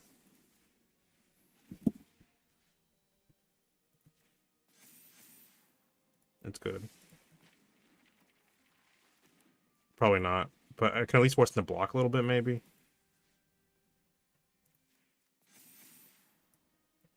Um,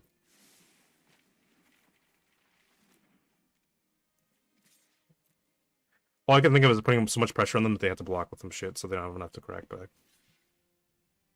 Yeah, block with something else.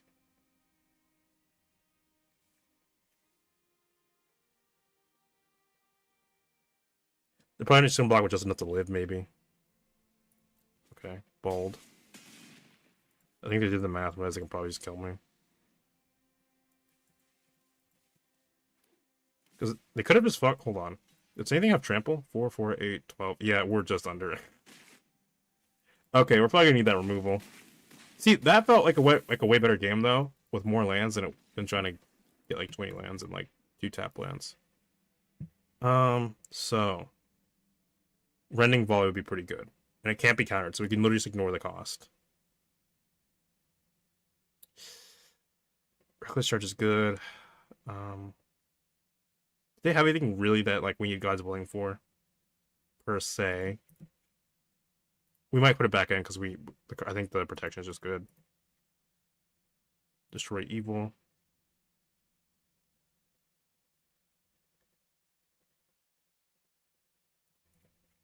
Put down the reckless charge for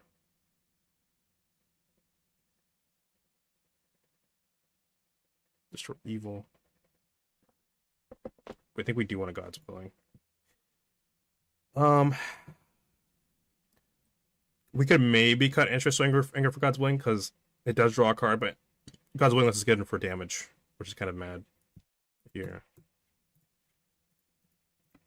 Something like that. And then put in reckless charge back in.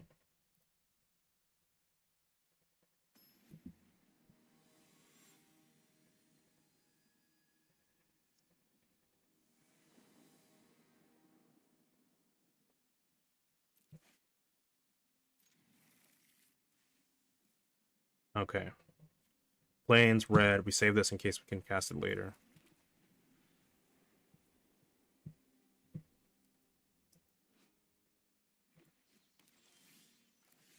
Luminary Virtuoso. If it doesn't immediately die, it's good because then we can God's willing it later.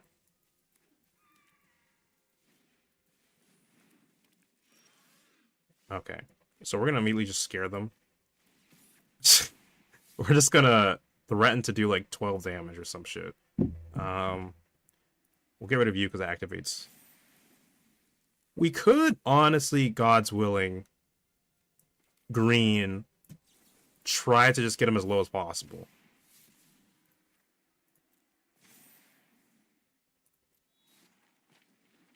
I'll take that. We have spells.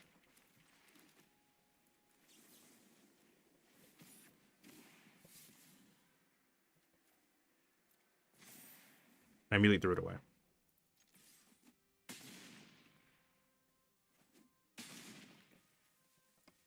So they're in danger.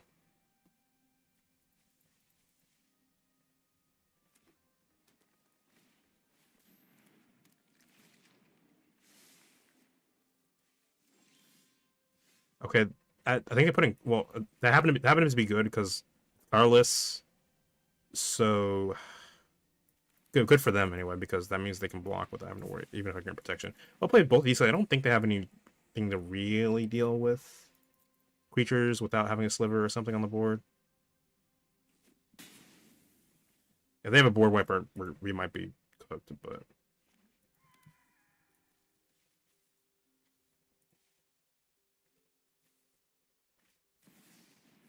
Okay, we don't really care about that because we just swing in and they can't block everything. So, yeah.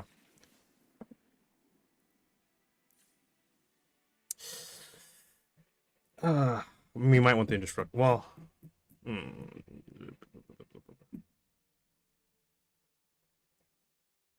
I think this is good. Maybe we just keep this.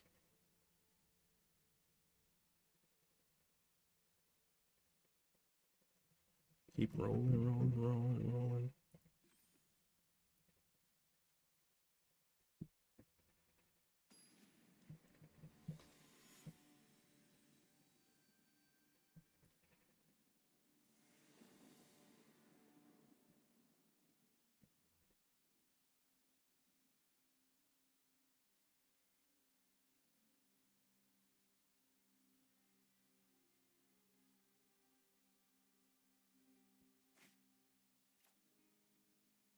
Well, I think we're kind of showing by keeping this, but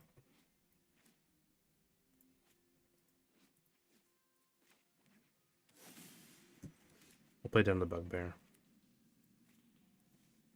Maybe try to play Dreadhorde Organist first before they can get anything on the board. But what do we want Dreadhorde Organist for?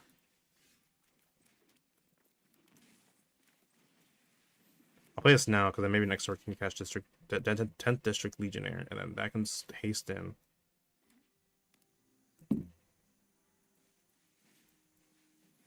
Okay, that is not good. Flying haste all slivers on a 2-mana thing is kind of crazy to me, but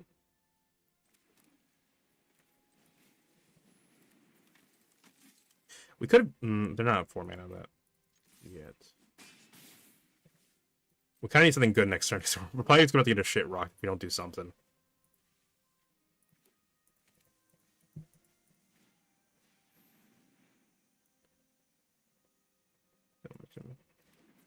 Rivers dealt damage. Spiteful Sliver.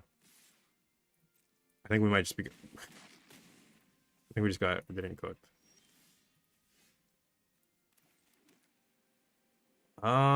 We might just be dead next turn because we don't have anything to really deal with anything. Because if we play this, we just run out of mana. The only thing I can really hope for is that no, because then it comes in with haste. Okay, what do you got for me? Yeah, we're dead. Okay, we're just gonna run. We're just gonna take our token deck for a quick spin, and then I'll probably stop there.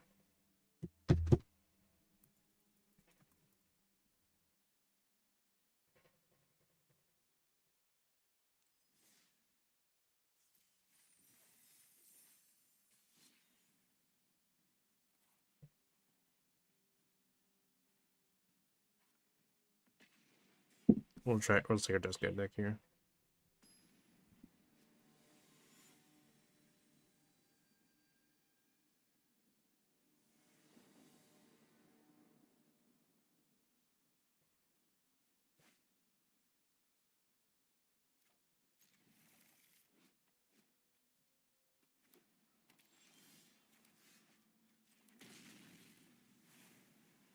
We'll play that first.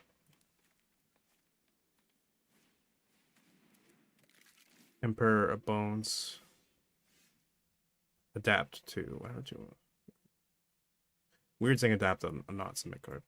I don't know. Probably should kill. Probably could kill the last turn, but otherwise we'll just adapt in response. But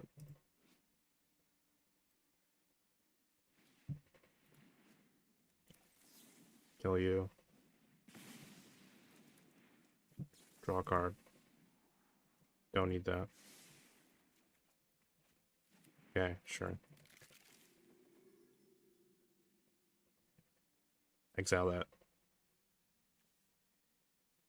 No balls, you won't. Oh, this is my shit too. That's annoying.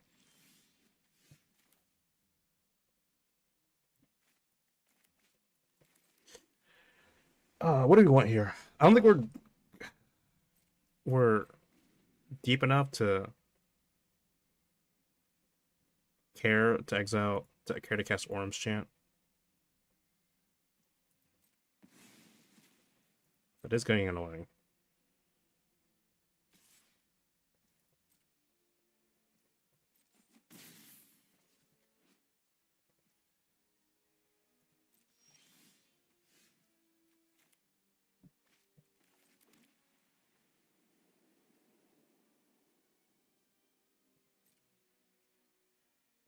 We only have like 2 lands. What are we gonna do with 2 lands? I don't think we cast Worm's Chant there. We're clearly missing a land drop.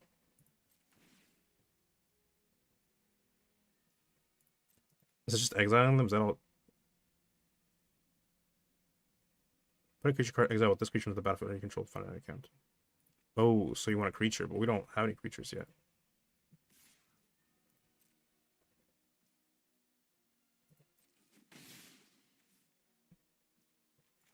Okay, draw a card.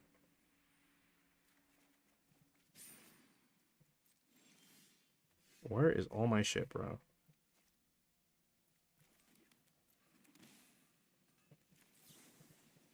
But I need something, man.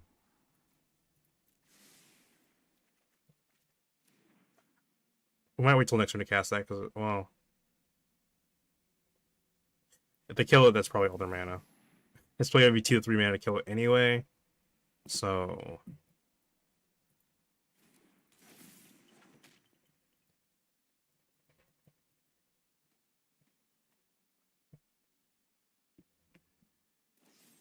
Fuck me.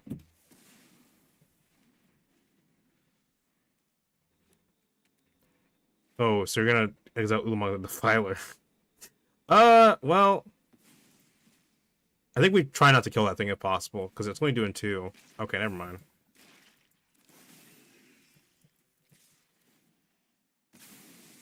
Cool.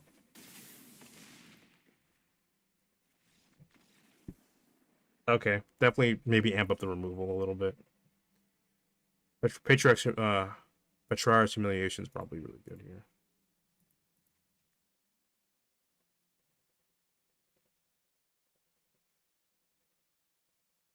Young Pyromancer.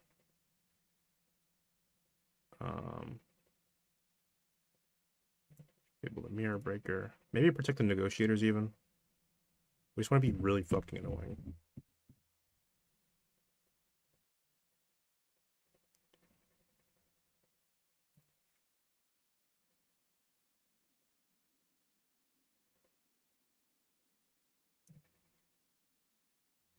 Maybe cut a couple more chance. Protect the Negotiators.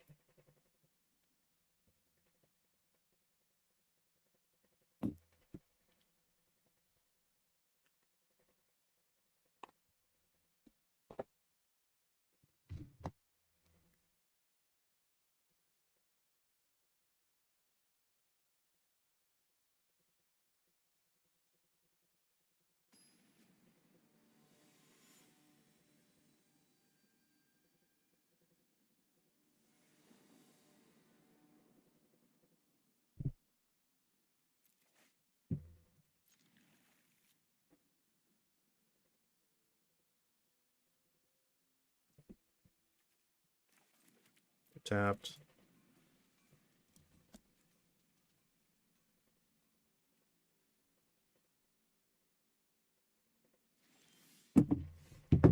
Inspiring Advantage. Young Pyromancer. Pretty good starting hand.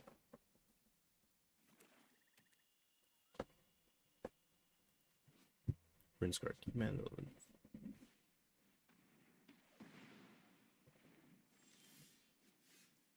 Ugh. You. Looks like they're also running more, maybe more removal.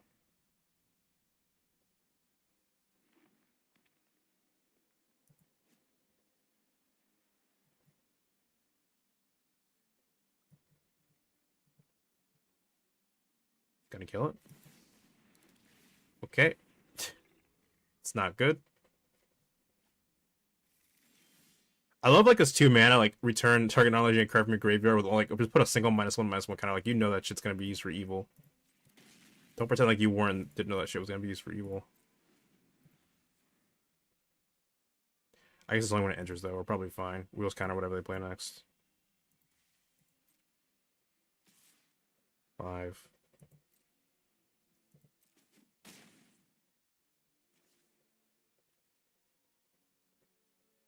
No balls. You won't cast a spell. You won't. Okay. Play with fire. You still have enough for Protective Negotiators. They try something.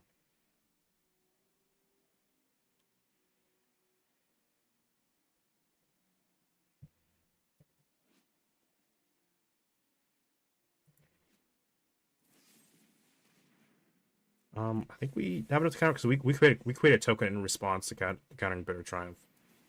Yeah.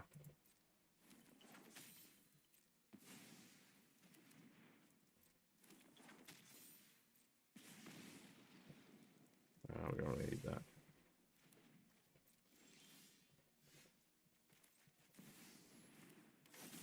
Well, if we don't get our shit kicked in this turn, we might be able to do something here. They seem like they're running all like kill spells though, like a couple big mana creatures. Okay.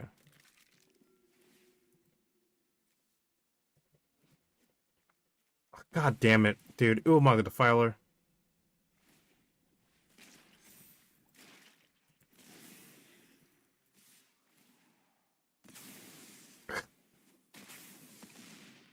Okay, that's fair. I'm gonna probably stop there. I was thinking about maybe playing Persona later tonight, but it's like 11, so probably not. Maybe Persona some other day.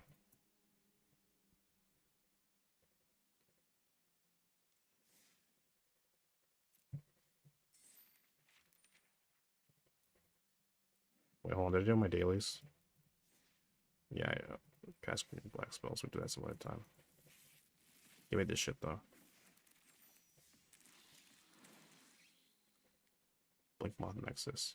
Does the Edge canonically have Blink Moths? I mean, it's a big place, but stomping ground. Okay. Achievements. I was gonna give you some prizes other than just the little titles, but and like emotes, like maybe a little bit of gold every once in a while would be nice. Like every like 20. Like have some pity on me. Yeah, my computer's shitting itself now, so I think it's a sign.